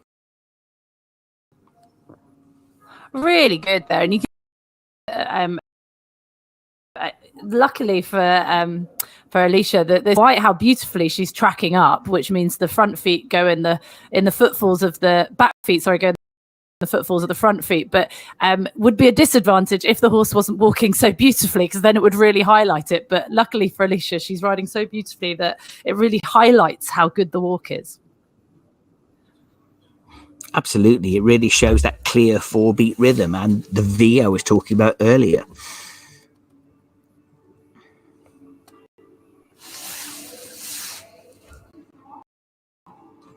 And up into the trot now. And I would have said the walk was a real highlight for this horse. And you can just see the pony just having a little look into the crowds, having a little look outside, that little head tilt, which is just kind of saying, oh, my friends outside. But Alicia's just doing a great job of navigating around this arena. And people have this misconception, Clive, that cobs are calm and steady and not spooky. And I tell you, I've been paid to train many a Welsh cob that has tried to put me on my. It's a cheeky side to them, and you can just see that here, where she's just having a little look. I think you're right. There's, these cautious cobs are anything but laid back and relaxed. And I think, their breeding means they are bred to survive on their own when they originally come out on the hills of Wales, and obviously the Shetlands and the Highlands are bred naturally to survive in harsh conditions. So you can't blame. Yeah, absolutely. But this partnership seems to be going incredibly well. We've just got, you can see on the edge of the arena, for anyone who's tuning in for the first time, who might have fallen across our wonderful live stream here of the National Championships. Please do like, share, send us your comments, get in touch. We love to hear from you. There's so much support and love here from the different groups. But what I've also got to do, Clive, is give a shout out to I think there's 14,000 volunteers across the RDA, but the volunteers, the ground crew, everyone here today. Alicia, that is an amazing free walk on a long rein. Before I whittle on about the volunteers, I can't not bring that up. Clive, that's amazing. Definitely not. It is, and the smile on her face knows how well it was. That was for me, that's a 9 or a 10, because the stretch was on the contact and he relaxed, and then he came back into the shorter frame as well. Well, I don't get the score sheets, but anyone who's on Team Alicia from Omaha RDA, let us know what mark she got. Was Clive right in his marking of that movement? But yeah, as I was saying, volunteers at the RDA, it is extraordinary how wonderful these humans are. I'm still, after 35 years working in RDA, blown away about the sheer man hours that the unpaid, and let's not forget that, not only are they unpaid, nobody pays their fuel or their accommodation costs. And these wonderful volunteers all around the country turn up week after week after week to do everything from leading ponies to mucking out stables to creosoting fences and pulling ragwort and picking up the droppings from a field. RDA could not survive without its volunteers, and it's the volunteers who make them. It really is. Yeah, and you can just hear the support there for this pair and the delight on her face, and quite right too. That was a wonderful test. Really, I think that for me, that kind of a test really showcases the Nationals at its finest. It really does. And there's not much more you can say. A rider on a borrowed horse doing her best, and a horse that's putting his effort in for the rider, lent by another group. Yeah, that's exactly what we're doing with RDA. Oh, I feel like welling up there, Clive. Again, what's wrong with me? I think you just got it completely right there. A horse with a borrowed horse, that sense of camaraderie, and just the smile on her face, and a free walk on a long rein to die for. I think I need to go and ask Alicia how she did that, because I definitely could do with some tips. Maybe I need to get myself some Raybone reins. I'm not letting go enough. Or come to you for a lesson, Clive. Maybe that's the key. Nope. Jenny, you're always welcome to have a lesson with me wherever I am in the world. You know that. Right. So next in to face the judges, I make it sound like the X Factor. It's been a long night for me. Is Elodie Syndicum with Boise. Oh, I wonder if they're named after the Only Fools Than Horses character from Barrow Farm RDA. Look at this. This is obviously another native breed. Elodie's competed previously at national championships doing the countryside challenge. This is first time competing in dressage. Now, we've had a lot of mention of the countryside challenge. A lot of people on Facebook asking if it's taking place in the other arenas. I know about the countryside challenge from the virtual nationals that I've commentated on, but it is one of my favorite classes. I'm a big fan of riding past duck ponds and through gates and what it does for riders and the partnership that goes on. Can you explain what the countryside challenge is for us? Have you had much experience of it? Because I think it is the most magnificent class. Can I tell you a secret? Oh, yes, please.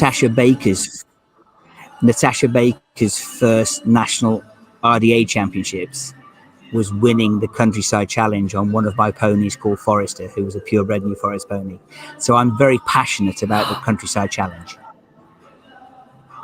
Amazing. What does it involve? Because I just get very overexcited about it. The best way of describing it, it is an obstacle course on horseback that is designed as though you were out for a countryside ride. So you will meet maybe not a real tractor, but you will have to stop at road signs to prove obedience. You might have to post a letter, literally pick a letter up and ride to a post box and post a letter. You might have to pick an apple off a tree.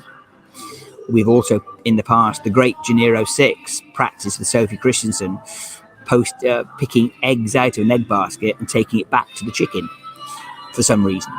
So you say you're riding around a duck pond, I might say, well, that's riding around a 10-meter circle. There just happens to be a duck pond in the way. So it's teaching all the dressage skills and the coordination skills and the balance skills that we rely on, but in a much more interesting and fun way. I love it.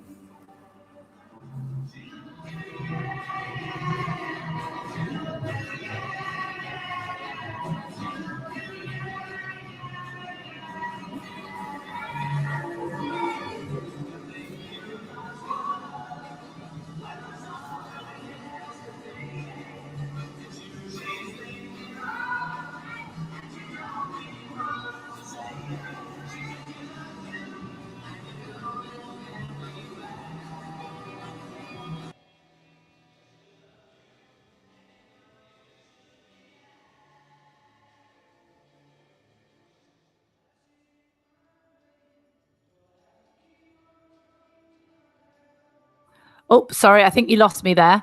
I was just saying, Clive, that this is the perfect example of a pairing who've come from the countryside challenge and then had to perform in this incredibly scary arena. If you think they've got to ride in there on their own, in front of judges, in front of an audience, no one there holding your hand. And this pony, to me, I mean, you might know the pony, looks to me like the unicorn of ponies, waiting for every command, not rushing, listening to the rider, saying, nope, I'm not going to do anything until you tell me to do it.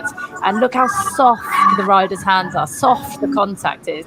I mean, this is just such a gorgeous partnership. It really is, and it demonstrates the skills learnt in the countryside challenge with the visual cues of duck ponds and meta boxes and stopping in boxes. You know, anybody that sort of doesn't know dressage, you can just see that it's basically a flat sandpit. So to have no visual cues and to still ride your circles like this young person is doing, and your straight lines and your transitions at a marker, those skills have come from the fact they've been doing it in a much more visual environment in the fresh air. Yeah, absolutely. And you can just see there the pony just trying to say, oh, is it time for a stretch? Is it time for me to do the free walk on a long rein and have a stretch and put my head down? And quite rightly, Elodie saying, no, this is not the moment. And they just had a little moment there where they had to rebalance. But I mean, this pony is just, I mean, do you know this pony, and can it be sent to Canada for me, please? I don't know the pony, but actually you're second in line. If it's coming to Canada, it's coming to Canada for me first. I'll fight you for it, Clive. I'm quite scrappy when I get going. You're on. These ponies are just, they are like unicorns. Honestly, absolute unicorns. They are the dream. They really are. And it just shows you, anyone that's handled horses knows how big and challenging they can be, even the small ponies, and actually how strong they are. So the ponies that are very willing to take riders' commands, especially a rider who may be not as strong as others, and to be as honest and genuine as these ponies are, RDA could not survive without its ponies. And I've talked about the volunteers, but it could not survive without quality, sensible animals that want to please their riders, like this pony does. Yeah, absolutely. And what was great there from Elodie, to the untrained eye, people might not notice this at home, and this shows how good a rider she is. She was coming down that centre line, planning so early on for her halts, because obviously Elodie Boise's on a bit of a mission, and halting the little ponies is probably one of the trickiest things you can do. And you just see her going down that centre line, giving little half halts the whole way, saying, we're going to stop in a minute, we're going to stop in a minute, we're going to stop in a minute, but without pulling too hard, because if you do then pull too hard, the ponies then definitely not going to stop, because it gives them something to pull against. So I actually thought that was some very, very clever riding from Elodie there, and what a great way to end the test. Absolutely. Perfect planning prevents poor performance. And that's exactly what that rider did. And that's part of what we're looking for at this level of dressage skills is, can riders prepare, plan, and the ponies wait for the aids to be executed? We've had the P's, we've had the F's. Goodness, we're going to work our way through the alphabet today, Clive. I love it. I do my best. And so we are now waiting for our next rider to come into the arena, who I am told it is 338, Georgia Halliwell Paget, riding Valentine Independent from the Cavalier Centre RDA. Is this the pairing you've seen before? And Clive? No, I haven't. So this will be quite exciting for me to see another new combination. Absolutely brilliant there. And for those new and tuning in, we saw this earlier on in the day in the earlier classes, but can you just fill us in again, Clive, for anyone new tuning in, why there is now 2 horses in the arena? They're not about to do a pas de deux, are they? No, unfortunately not, although that's quite exciting in its own right. No, in RDA and Para, we have a rule that allows for a friendly horse. And that comes from the days when we used to borrow horses in different countries. And we were borrowing horses that weren't used to being on their own. They were either army horses or riding school horses that were used to class lessons.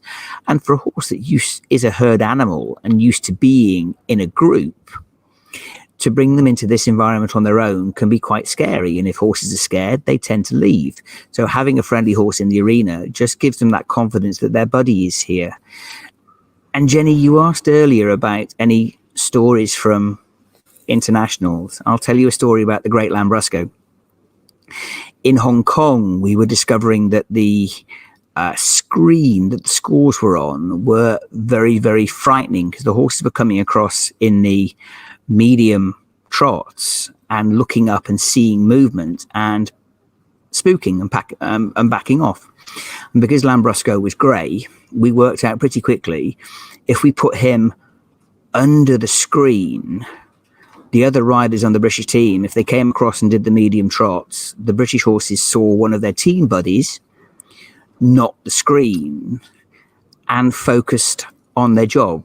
Now, I don't know whether it's a coincidence, but the year after we applied that within the rule, and from now on, the friendly horses have to stand where this horse is standing at the A end of the arena. I don't think it's anything to do with me trying to bend the rules a little bit. So I have just sent you a photo that's been in my favourites now since 2010, Clive, when I first met you. If you've got your phone on you, open up the picture I've just sent you. But I will share this on my Instagram for anyone watching when we get a break or later on this evening for tomorrow.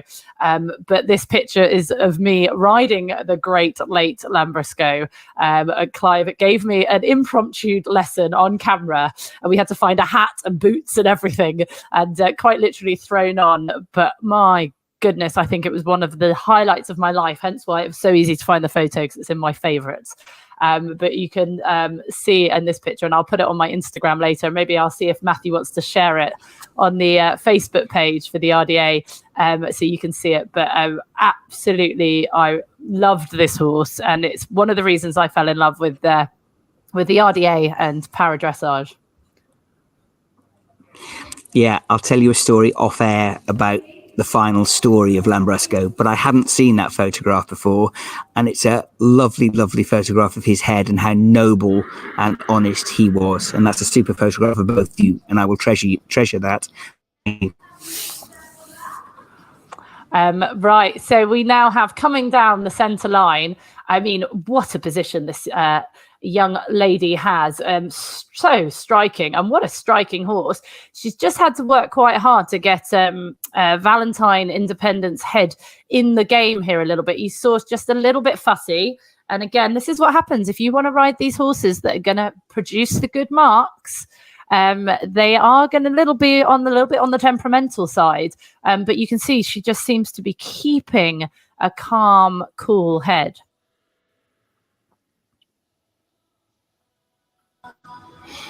Oh, you're very right. I mean, this pony clearly is a little bit more refined and elegant than some of our wonderful heavier cobs, and with that comes maybe sometimes a little bit of a hotter temperament and a more of emotional side. And this pony very much looks like a quality show pony type, and just had a fit of the nerves at the beginning there, which they're entitled to. But I think this rider has really said to the horse, come on, you can do your job, and look at that walk now. Absolutely fantastic, and what a great little rider. This is a rider to watch out for in the future, because you can see that no matter what the horse is doing, she's keeping her composure, keeping her position, keeping the leg on. It's so easy in these moments to lose your cool, isn't it? Oh, very easy. And we're back to the 3 Fs again, and you just got to go, oops, that was a blip, but there's another 10 movements, and I'm there with you, buddy, and we'll keep working together. And problem solving is about what riding horses is all about. It's not always about buying high-powered horses and winning. It's about overcoming your challenges. Yeah, absolutely. And just you can see this horse's front legs. I mean, just it's in the breeding of the horse, isn't it? It's got quite a flicky front movement to it, and this pony would do very well in the showing ring. I think you're right, and I think that's sort of, again, like we said earlier, not having other ponies around him, and at the slower pace, the pony's a little bit challenged about containing their energy, I think. But the rider's doing a super job, and when that walk relaxes, you can see what a swing and an overtrack, as well as a flashy front leg, that this pony's got. This will be beautiful in time. Yeah, absolutely. I'm just so impressed with this rider's cool, calm consistency, because the walk is so hard. And I think, like you said, given time, I mean, that horse's walk is in there, and she is pushing every button just to get every inch of it out of there. And you can see the horse straight away looks a little bit more comfortable in the trot. Would I be correct in saying that? Yes, you're right. And it made me smile, because I think this is exactly the demonstration that you were talking about earlier, about walk being so difficult. Whereas now this pony's got a little bit more momentum. He's a lot more settled and much happier to travel. Whereas in the walk, he was a little bit tight and anticipating, and he had time to think a little bit too much. I think I'm probably, this is the equine version of me. I don't like time to think. Just want to get on with it. Come on, let's go. Again, I'll reserve comment on that till later, I think. It's a friendly space, Clive. It's okay. But after a trot here, you can just see now the horse is kind of just going, I'm going to settle. I mean, look at that walk there. I mean, that is stunning. So you can see this is a horse that will really has a future in this class. But I am blown away by Georgia's riding here, because I think the calm, I don't think I could stay this calm.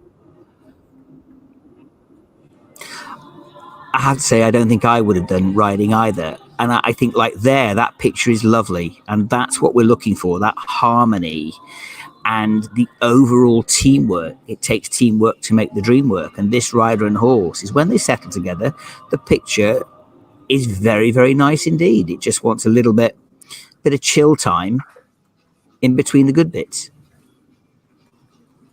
And like we say, this class was meant to be on quite a long time ago now. So this pair would have geared themselves up for competing earlier on. And again, you, not knowing the horse, I mean, this might settle the horse. I mean, look at that trot. My goodness, she would give Charlotte Dujardin a run for her money. And that walk's not bad either, to be perfectly honest with you. That would give Sophie Christensen a run for her money as well. Yeah, absolutely. Oh, a quick turn down the centre line and a halt. And I think quite right. Let's get that halt done and dusted. We don't want to hang around in the halt with this pony. What a sensible decision that was. And I love the pat at the end going, okay, that didn't quite work, but flip it, forget it, focus, give him a pat and move on. And the blips can be ironed out on another day, but the good bits were lovely. And it was a good demonstration of what you were talking about earlier with the halt being so important. Yeah, absolutely. And the walk, I mean, this really, really highlights how tricky anyone who's just tuning in who thinks, these guys are just walking. My goodness, I tell you, it is by far and away the hardest to pull off, especially if after the walk you want that flashy trot, you want that flashy canter, any other pace that you want to show flashy lateral work. That walk is by far and away the hardest. Absolutely. A walk is the most challenging pace to ride. And this pony's clearly quite chatty and very happy to see his mates again afterwards. Yeah, Kai, take me back, please. Take me back. And I mean, that is what we yeah. Look at that. Someone's in the gate. Big thumbs up. That is what it's all about, isn't it? Cheering on. Oh, it's got me emotional again. Stop it. But yeah, the big cheer from whoever that is in the gate, a mum or a helper or a volunteer or whoever that is. I mean, that is what it's all about here at the championships. Totally. It's about that team supporting each other to develop a performance. Absolutely. So we now have the last rider of this class, which will be number 85, Frankie Townsend, riding a Ballarat Breeze from Abington, RDA. Is this a horse and rider combination that you've met before, Clive, or is this going to be a new pairing for you? This is another new pairing for me, which is awesome. Excellent. I can see your beady eye eyeing up the talent as it comes in. So Frankie Townsend on Ballarat Breeze, and another grey, which I know always pleases you. Yeah, can't help it. I'm a sucker for a grey. And for those people that are moaning, saying, yeah, but you don't have to keep them clean, believe me, I've kept my fair share of grey horses clean and all my horses used to live out. So I was very much the photograph, Jenny, you put on Horse and Country TV of Carl's horses out in the field. That's how I used to look after my horses. And I think, okay, so they're a bit dirty, but they're happy and healthy and in their natural environment. So if all I've got to do is keep them clean for them to be happy, I can live with that. Yeah, one thing for me, it was a game changer when I went to when I trained in Ireland or worked there, and then I went to work at the wonderful Wimbledon Village Stables, which I ran for 6 years. Big shout out to those guys. And they had a tap with hot water. Oh my goodness, what a game changer. Yes, it's the simple things that make all the difference in the end, and hot water for a grey horse is a saving grace in the winter. I wasn't worried about the horse. I was more worried about my hands. They've got much thicker skin than me. So into the arena here for Frankie Townsend from Abingdon RDA. Straight away, the horse just having a little look around the arena just to say what's going on here. And quite rightly there, Frankie didn't react, didn't say, nope, come on, let's put your head down. She just let the horse do it, which will relieve any tension going forward in the test. We're very quick, aren't we, to suddenly go, no, don't look. But actually, if a horse can take in its environment, they then can take a breath. That's in my opinion. Totally agree with you. You can always come back. I'm going to regret saying this, but you can always come back to improve the dressage in any training session. But if you upset a horse's temperament because he hasn't been able to work things out for himself, you're setting yourself up a challenge for many, many months. So I think it's always good to let a horse stand and process whether there is danger or not. Yeah, absolutely. I mean, I event, and when I'm teaching, people come to me and say, my horse is ditchy, he doesn't like ditches. I'm like, well, no, that's anthropomorphizing your horse for starters. But your horse can't not like ditches because they don't know what a ditch is. If you haven't taught them what a ditch is, all horses will jump a ditch as long as you explain it and let them see the ditch. Once they've seen it, they'll go, oh, okay. In the wild, they don't go up to a ditch and go, oh, no, sorry, I can't, I'll have to go round, I'm ditchy. They look at it, they work it out, they jump it. It's us that gets in the way of them understanding a lot of the time. Totally agree with you. They're not fur babies, they are horses, and they think in the language of equus, and we have to sometimes remember that we have to think their language and not try and understand life from a horse's point of view rather than what we want a horse to think. Absolutely. When I'm teaching, one of my favorite things to do is go, oh, yeah, exactly. You agree with us. Thank you very much. That horse definitely loves us. Loves our commentary. Thanks. But I often say, why did you do that when they suddenly pull into the middle of the arena or do a weird transition? I'm like, well, I don't know. So, well, if you don't know the answer to that question, how on earth do you expect your horse to know? Absolutely. My sort of coaching is based around what is your plan? Where was your direction and what was your logic in working through a challenge in that way? And I think we have to give our horses chance to understand us. You don't. Oops. You know, the English language only has 26 letters, but you don't start off with Tolkien or Shakespeare. You start off with 3-letter words put together, and horse language is the same. You start with the basics and develop it from there. I have to say as well, this is a great little test to end on from Frankie. She's really upped the music. It's quite to go in with a more kind of upbeat tempo like this. It obviously suits the horse, but the moment you up the tempo like this, you're also upping your chances that something might go wrong because you've put in that energy. And I just think the more she's working this horse, the more they're coming together as a partnership. And you can really see this horse settling in and listening to Frankie more and more, because the tension was obviously there when a horse is whinnying like that. And there's a little side nod looking out for his mates here. And Frankie is doing, I think, a really amazing job of keeping this horse, first of all, in the arena, because I have a feeling he'd quite like to go back to the stables and see his mates. But I mean, what a beautiful downward transition, considering there is a slight element of tension there. Absolutely. You know, he's holding it together. The rider is doing an incredibly good job at just saying, I know it's nerve-wracking, buddy, but I'm with you. Just hold it together for another 2 minutes and we'll both get out of here as quickly as possible. We'll both get out alive. Yeah, exactly. Oh, and there you go. There's that tension. So you can just see that everyone stopped clapping very quickly. But I think that just shows what an amazing job Frankie did there, keeping Ballarat Breeze, first of all, in the arena, and secondly, calm and on the job. Big smiles there. But I mean, that rider's got quite a lot of stickability there. That was a cracking test. And you only really see how well she's ridden. And that's the problem with dressage, isn't it? You can't say to the judge, by the way, my horse is feeling really tense right now. I'm doing an amazing job here. But I think that really shows what a great job Frankie's done. Believe me, there are times when I would love to have said to a judge, do you know how hard it has been for me to get here? And of course, it's not they don't care, but they have to have a standard to judge by. So they judge what they see and they leave the training to the coaches, really. Right. So I am informed that is the last rider of the class. We will try and get some results for you. We have one more class today. That is the final class of the day. That will be the dressage costume freestyle. That is going to start at 6:30.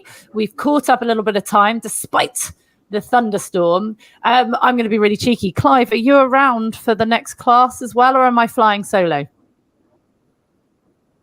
No, if you're happy to put up with me, Jenny, my dog will just be late for his tea. But if you're happy to have me, I'll stick around as it's you. Excellent. Oh, another rider seems to have come into the arena. So I'm just checking that isn't another rider for this class. I thought we'd had them all, but we might still have another rider. Can you see from your position? I think this is more likely to be arena familiarization, judging by the way the rider is dressed and they're not in their competition gear. There we go. I have a feeling that this. I think this is more about arena familiarization. Excellent. So the class starts at 6:30. We're going to put up a holding slide now, just so go grab a coffee, grab something to eat, but please make sure, it's that time in the evening over, isn't it? Grab a glass of wine, maybe, grab a beer. But please do come back and join us in just under an hour. And thank goodness for the wonderful Clive Milkins. He has been an absolute superstar, but he has promised to join us again. So please come back in just under an hour for the costume freestyle. Very much looking forward to that. We'll see you soon, guys.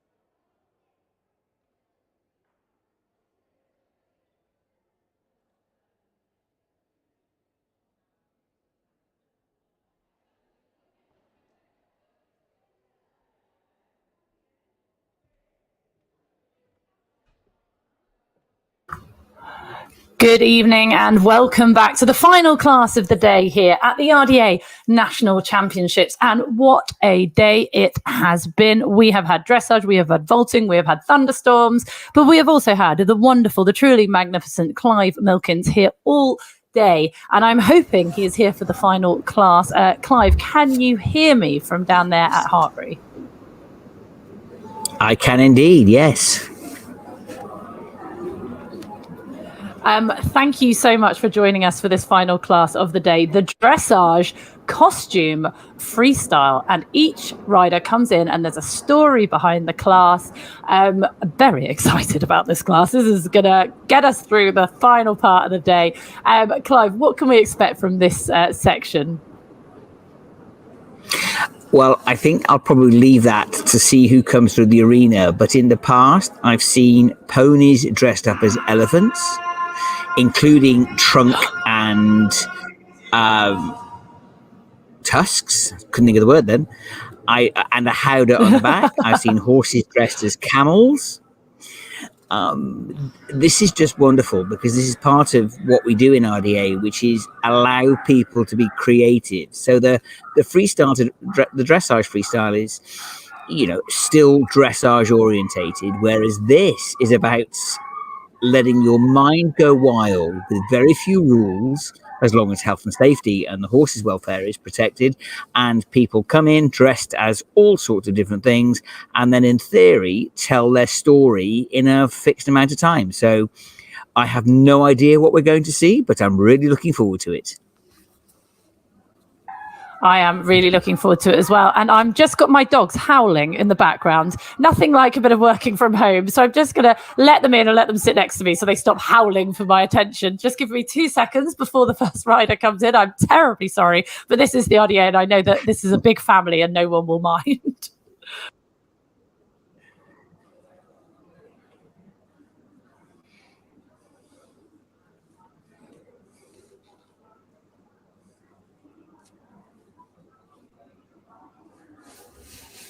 So anyone who knows me and follows my social media, they know that Maverick and Wolf do literally come everywhere, have come to many a commentary job with me and don't like leaving my side. So start howling at any inappropriate moment. If anyone wants to see a picture of them, let me know and I'll send you one on social media.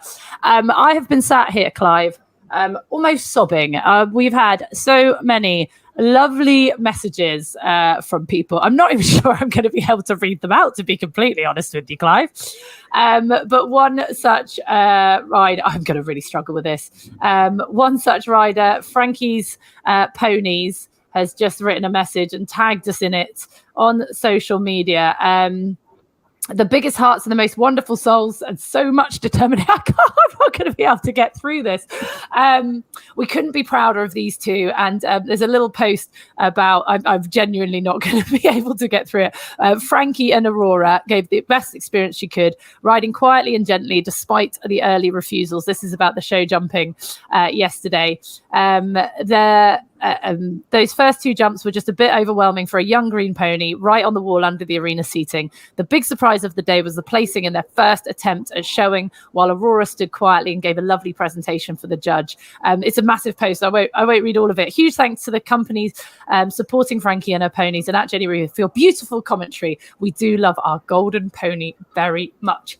Oh, it's getting me all emotional, Clive. And we've had a lovely post as well from the brilliant Panero and Pepper's Adventures is the Instagram handle, but it's actually Dylan, who we saw riding earlier on that fantastic little grey pony. I'm sure you remember it, Clive.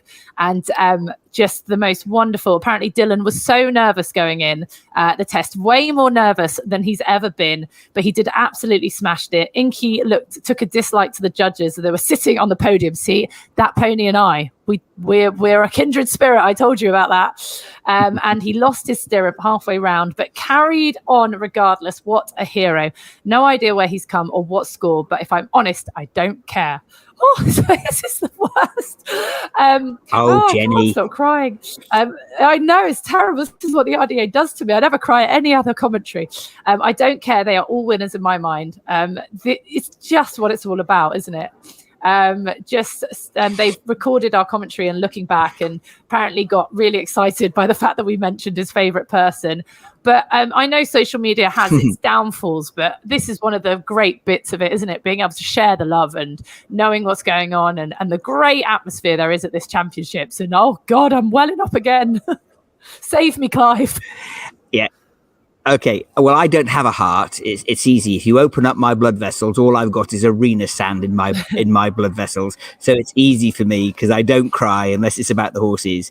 But yeah, I still do RDA, and I'm still proud of my RDA qualifications for a reason, because it is riding develops achievement. And those two messages that you read out, where it isn't about ribbons, it's not about gold medals, it's about people and ponies and volunteers coming together to overcome their own personal challenges and adversity to be the best they can be with the talents they have on a given day. And that is what we're here for. The medals, the rosettes, the high scores are actually secondary to, because you can't judge achievement, and we don't have a right to judge or compare other people's achievement. If you go home happy and you've done the best you can be, your score is secondary to that.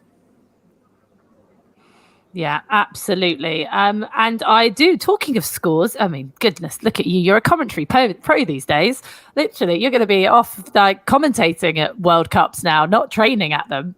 But we do have a couple of results from the classes. Obviously, the classes are senior and junior, but the overall winner of the vaulting class, which I just love the vaulting. I just think it is just such a heartwarming class, is Jacob Riley from the barrel vaulting in the junior section from the Callan RDA. So a huge congratulations to that rider, to Jacob, for doing so well in the vaulting. And I also have some dressage scores in. We have the dressage freestyle grade 6 canter. There was many in this class, but there's the open section and the senior section.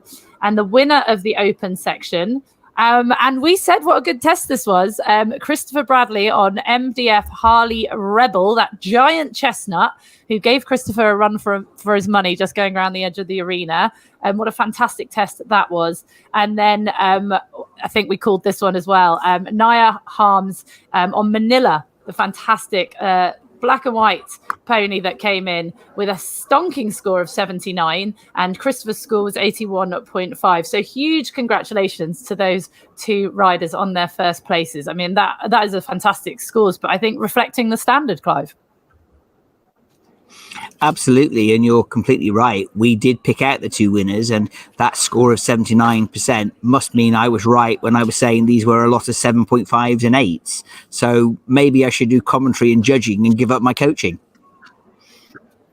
Well, no, you can't do that. The world would implode on itself. That's not allowed.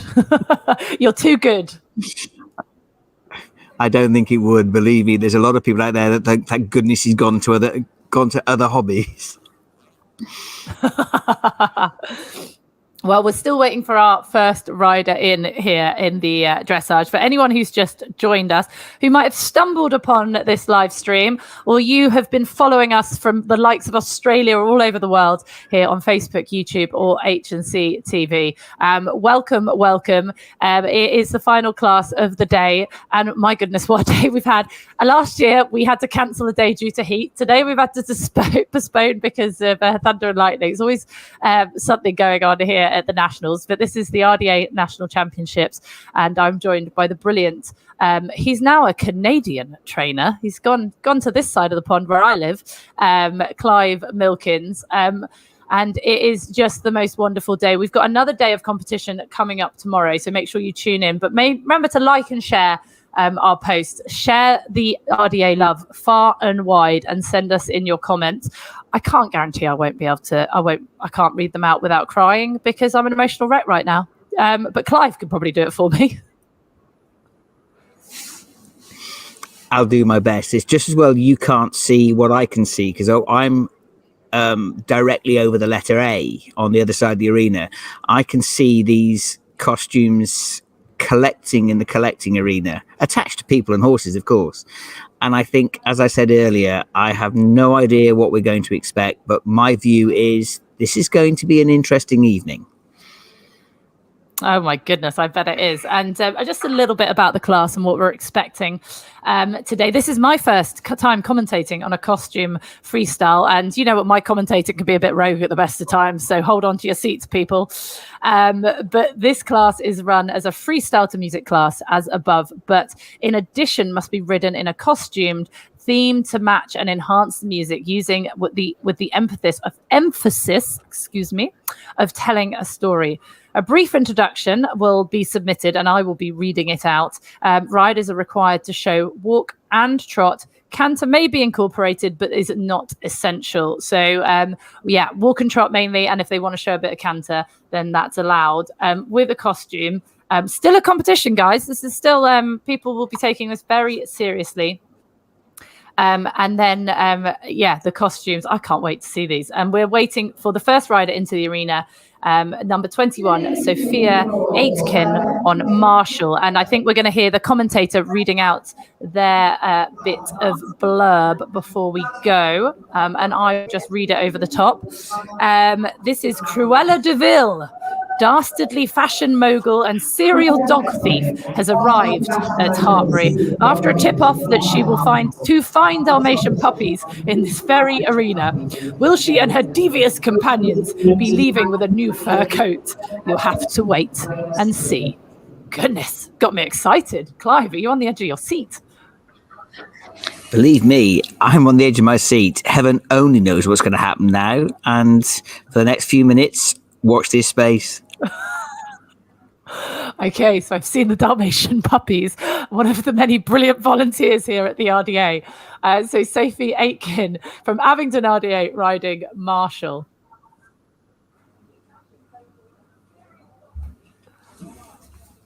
This is just brilliant. Cruella de Vil. I almost started singing then. I loved this. I love 101 Dalmatians. My mum's cat's even called Pongo. It's the first Walt Disney film I ever saw.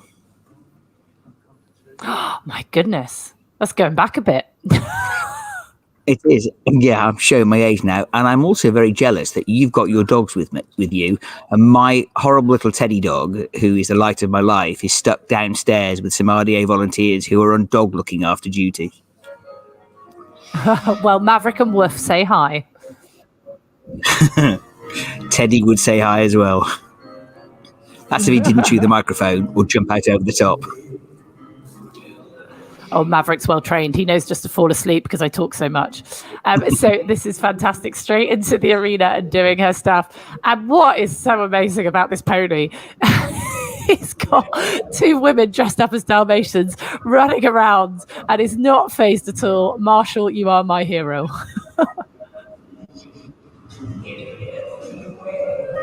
I think for once in my life, I might even be slightly speechless.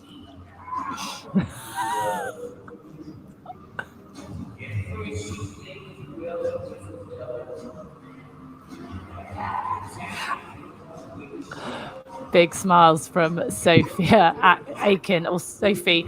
And I'm absolutely loving this test already. Just so much creativity that goes into this and so much fun. Just a little change of the leader onto a different side. Will she catch the puppies, though? This is the question. I want to see how this unfolds.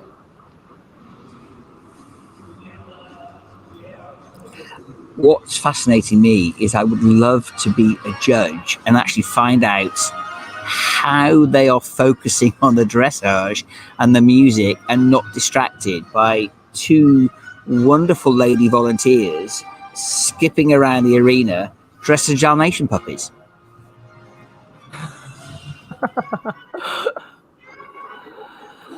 And I'm guessing the leader is one of Cruella de Vil's henchmen. Can you remember the name of them? That's the question.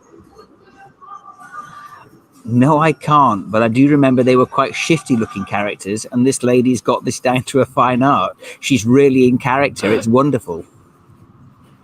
It is brilliant. Oh, and I didn't even see the tail, de Vil. The tail. That's brilliant.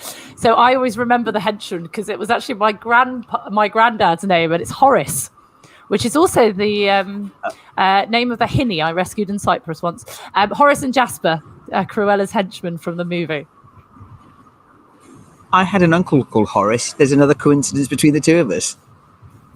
Wow, this is crazy. We'll find out that we've got our ancestors are related at some point as well, Clive. We could do, yes.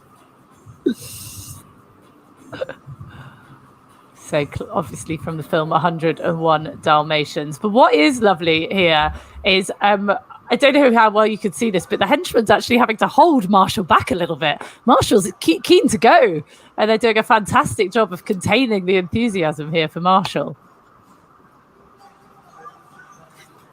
I think if you say the pony is one of the henchmen, he is definitely trying to catch the Dalmatians.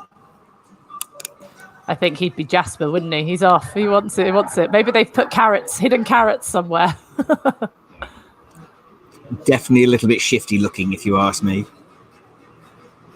And what is so lovely about this class, if you've got a rider who might not want to do this alone, might not want to tackle the dressage on their own, I mean, what a great way to get involved and compete without necessarily having to do the more serious side of it, which is the dressage and the show jumping. Oh no, they've caught a Dalmatian. Oh no.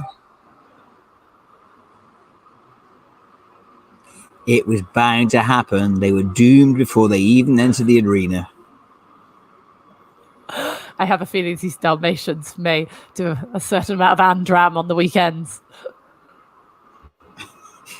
If they don't, they certainly should be. They're brilliant.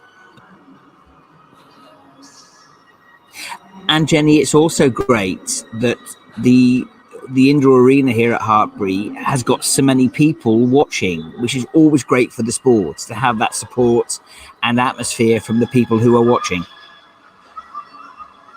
Yeah, and so many people watching on social media as well. We've got Judy M's. Good luck to all the riders, says Judy M's in Wiltshire. Oh, goodness. Subscribe. They're free. Oh, I would have laughed heartily if they'd bought 101 Dalmatian puppies on, quite frankly. And a lovely salute there for the judge at the end. How Sophia even managed to keep doing a dressage test and riding through that. I take my wig off to her. That is absolutely brilliant. What a great way to start the costume competition and the freestyle. I think you'll agree, Clive, that was absolutely magical.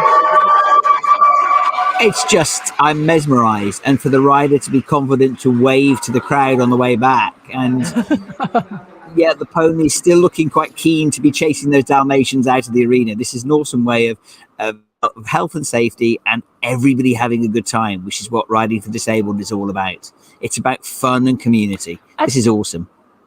Absolutely. And I tell you what, I have worked at some of the top competitions around the world, and they're missing a bit of this. I reckon London International Horse Show need to invite the RDA down to do a class like this and perform for the public, because this is much more entertaining than some of the several hours of dressage I've had to sit through at some championships, I can tell you. Now, Jenny, we've had this conversation before. Dressage is fun and the judges are nice people. So we're getting some great comments through on social media. B King, well done, Frankie and Bean, for earlier on. She's saying, go Sophia and Team Abingdon. So lots of support here. Do get involved, guys. Share this on Facebook. Share it on YouTube. Tell people they can watch this, because this is absolutely brilliant. Nowhere will you get a better feel-good watch of an evening. This is absolutely brilliant. So next into the arena, if we can recover from that, I mean, this is going to take some beating. We've got George Northwood on Tanglewood Enchantress for the Reach RDA. My goodness. George has been with Reach for many years and started off doing hypotherapy, and has progressed to therapeutic riding in walk and trot. My goodness, there's some props. There's a whole scene being set up here. I did warn you it was going to be entertaining and not quite what you expected. Oh, now I've got to read that. I've just been sent the bit of writing they send in. I'm not sure I'm going to get through it without crying. I'm going to get sacked for being too emotional. They won't want me back next year, Clive. The RDA are going to literally be Yes, like, they I'm will. sorry, Jenny, unless you can hold it together, you are not going to come back. Jenny, I totally disagree. What is wonderful about this for me is listening to the passion in your voice, and how even though you're 8 hours and 8,000 miles away from us, you're feeling the vibe, and you're as passionate and as heavily involved as the RDA volunteers here. Believe me, the way you're doing this is awesome. I'm loving listening to you with it. Clive, I love you. I'll pay you later. Thank you very much. Yeah, I'll send Thank you very much. $dollars You're in on. the post. Okay, you're on. So George from Northwood seems to have sent the army in to set up for his performance. I'm very much looking forward to seeing this pony and rider combination come in, but this will be George Northwood with Tanglewood Enchantress. What a great name for a pony. I wonder what their stable name is. If anyone from the Reach RDA in Essex can tell me. I love finding out the pony stable names. So I have been told that after the NHS saved the lives of both George and his best friend Ryan, George went to bed one night dreaming of how he could make the world a better place for him and everyone and everything around him. How's the sweaty eyes, Jenny? Oh, don't.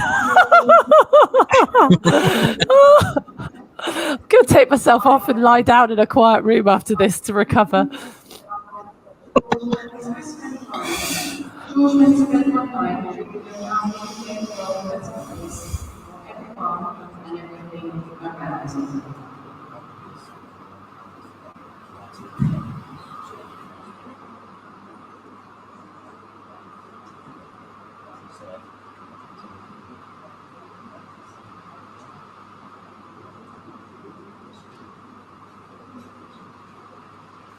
And into the arena they come, and I think the music starts once they're into the arena. And Tanglewood Enchantress. This kind of reminds me a little bit of the wonderful play Warhorse. I'm sure you must have seen that. Yes, I've seen it several times, and it's still the play in London, the puppetry. You do forget the horses are puppets. It was the most phenomenal thing I've ever seen. Interesting fact for you, Clive. When I was working in Wimbledon Village Stables, we taught, when they first came out with the show, the actors came to see us to learn about being around horses. And it was Archie Allen, Lily Allen's brother, who was the main lead. Joey's the horse, isn't it? I can't remember what the lead character is called, but I had to take him round and teach him about the how Joey would respond to him and how he should talk and be around horses and everything. So it was really amazing to just be a tiny part of that show and teach the actors and actresses what it is to be a horse, really, and what the ears meant and the snorts and the sniffs and the smelling, and something I think we almost take for granted because we've lived with them for so long, or that actually teaching someone to understand a horse's movements makes you realize how much you actually understand your horses yourself. It was really wonderful. No, I didn't know any of that. That is really interesting, because communication, watching their ears like this pony coming in now, is so key. And I think the puppeteers and the actors got it so right on that play. It was phenomenal. And if you had a part of that, well done. Oh, thank you very much. Like you say, this pony, I mean, there's so much going on in this arena. They are just like, yep, okay, I'm just going to get on with it. I'm just going to walk around this arena and wait until, okay, you want me to go forward? I'll go forward.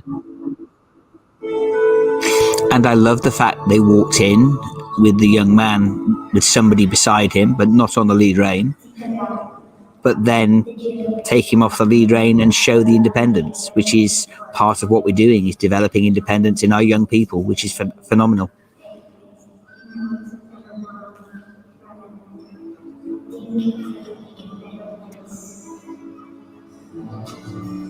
Oh, wow. And this is where the countryside challenge kind of training will have come into it as well. You've taken the word right out of my mouth, because that's transition from countryside challenge into dressage, is it, as we were saying earlier, is about. I just had to mute you then because I'm welling up. I just had to do a massive sniff. I didn't want anyone to hear it. I'm so emotional. Oh, this is just wonderful.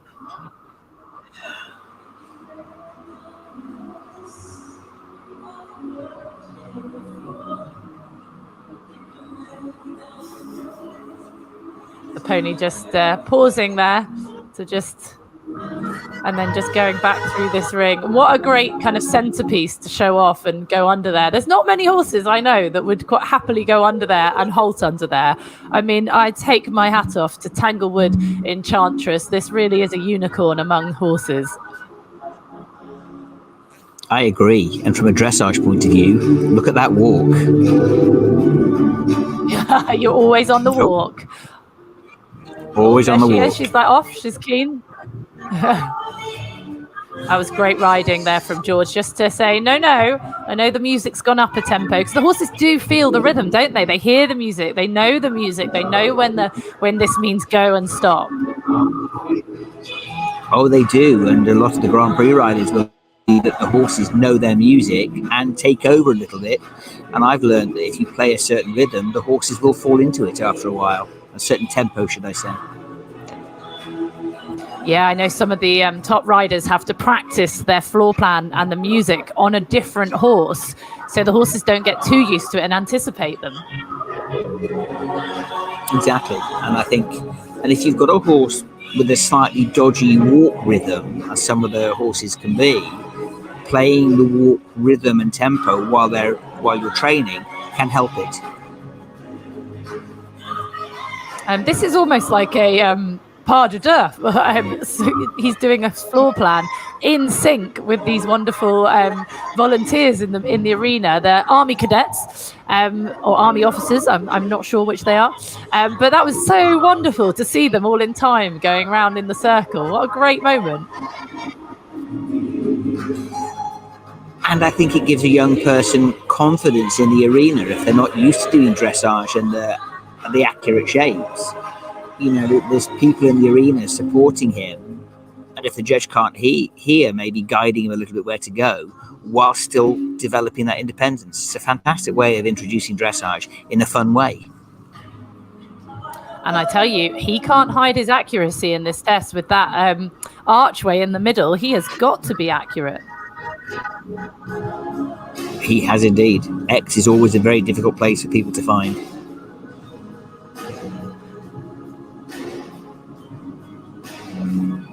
Oh, well, that's got me.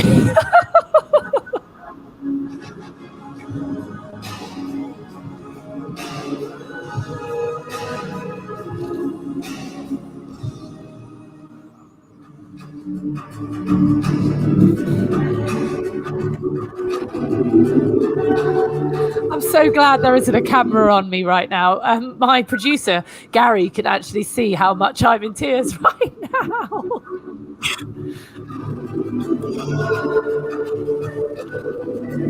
And I've just had a message from the commentary crew, from the RDA crew who are behind the scenes, and just saying there is something in our eyes right now as well with this performance. This sweaty eye disease doesn't half get at people in RDA. It really does. Luckily being male, I don't. Like you. Yeah, it's easier not to have a heart. Oh, thank you, Beth Charlotte Lovell, who says Tanglewood Enchantress is called Sally at home. Thank you so much. I love knowing the ponies' awesome. names. Go George and the Reach team. Lorna has said the vets all enjoyed the Cruella de Vil.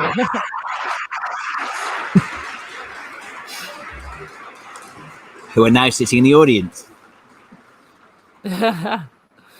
Watching from the South Yorkshire and ride with the Wakefield RDA. Hi, Janet for Council. Someone watching on Facebook. Thank you for all your messages, guys. This is absolutely brilliant. What a really thought-evoking and sweet test. And I have to say, Sally, or Tanglewood Enchantress, is her posh name. goodness gracious, what a unicorn of a pony. Fantastic. And what riding from George. Actually, Sally and George, the two names suit this whole performance, don't they? I'm so sorry. I'm sniffing on the microphone. It's very unprofessional.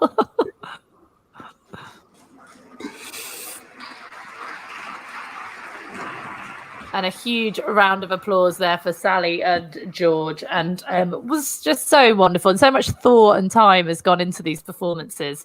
And for this moment in, not only in front of this audience, but so many people watching, they can watch it back.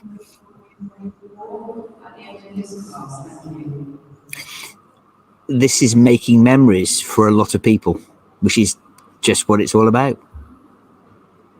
Absolutely.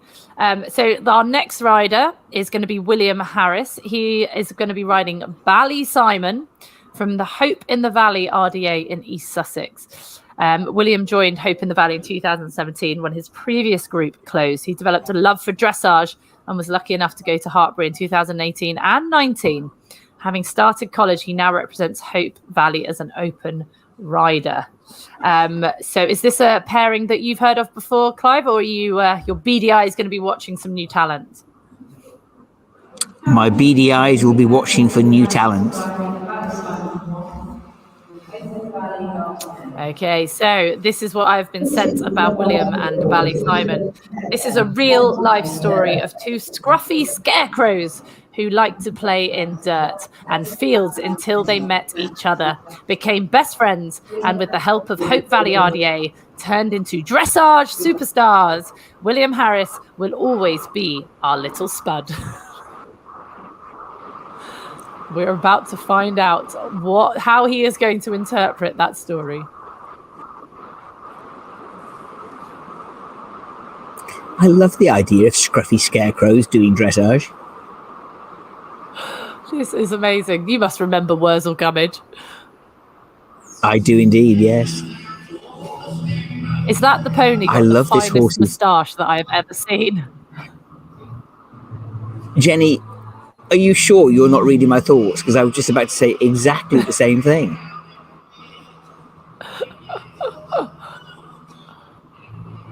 It certainly stands out, doesn't it? It really does. It really does. So anyone watching, if you're enjoying this class, this costume freestyle to music, as much as we are, do send in your comments, get in contact. You can either message the RDA on social media in any shape or form, or send me a message on Instagram and I'll make sure to read it out. But right now we have the wonderful William Harris and Ballysimon, and he is a scarecrow. What a wonderful test this is so far as well. Just so calm. These guys are so calm and chilled and smiley. In what to me is just a terrifying situation. There's a big crowd watching. It's the evening. It's been a long day, but they are literally just holding it together and enjoying it.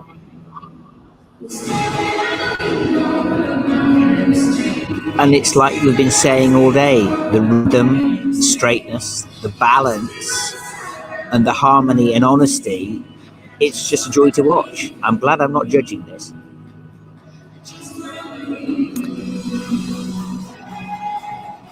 I think I would be useless at judging, wouldn't I? I'd just be a mess at the end of the arena, just sobbing over everybody. Everyone's the winner. Just give me a hug.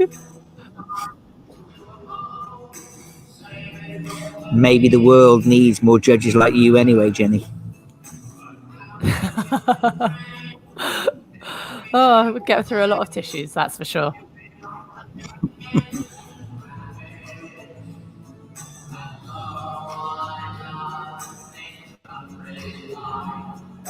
So you can see here as well, we were talking about this earlier, the different types of reins, and we've had different stirrups and different whips and different things that people use to help ride these horses. And it looks to me, you've probably got a better view than me, that William's using some little loops in his reins just to help him there, Clive. Yes, he has. And of course, the loop reins don't affect the pony in the slightest, but somebody who has maybe a little struggle with the fine motor control that fingers need to hold the reins, it just gives you a little bit more chance, something a bit more substantial to grip, and these are very effective. Also, for me, they're very, very neat and tidy, and are in keeping with what dressage is. They don't detract from the performance, and although in that view there you can see them, you hardly notice them, which is even better for the rider, who we want them to be as able-bodied and as balanced and rhythmical as they possibly can be. Again, what a super walk this pony's got. Oh, an amazing walker, slightly hidden by the giant feathers that this pony has. But I do love seeing the native breeds left with all their hair in all its glory, as long as I don't have to wash it. So do I. You know, natives and British bred horses have very much got a part in dressage and in the training of horses and riders. Why shouldn't we celebrate scruffy scarecrows? If you could see my beard, I might join the scruffy scarecrow brigade. Hey, I'm sure you look very distinguished. No. I love this test from William and Bally Simon. What is even more impressive is that forelock. I'm thinking Bally Simon is having to be guided around and looking through. What a fantastic scene! Oh my goodness, that's going to send me over. Lovely. Oh, wish we could see more of that. Just hugging your horses. Exactly. Absolutely. I couldn't agree with you more.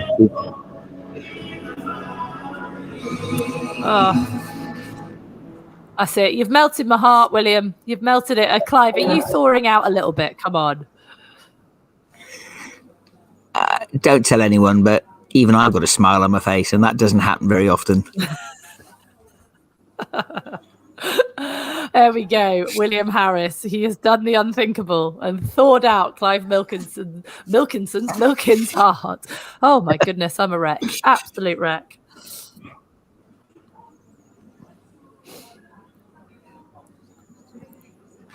So I do not envy the judges in this class. I mean, goodness gracious, how are they going to judge it, Clive? I suppose you've got to just hold your head together and judge on what you see, what's made you smile, what you've enjoyed, how much effort's gone into it and everything. Yes, and there are two judges, one at the side at B and one at C. So I think probably one judges the costume and the artistry, and the other one focuses on the pure dressage. So one can be the good cop and one can be the bad cop. But how you divide the marks, Jenny, I have no idea. This is just fantastic to just sit and watch. No, it is. It's absolutely fantastic. And let's not underestimate as well the amount of effort that has gone into this as well. It's just extraordinary. I think this is what people don't understand. There are 14,000 people in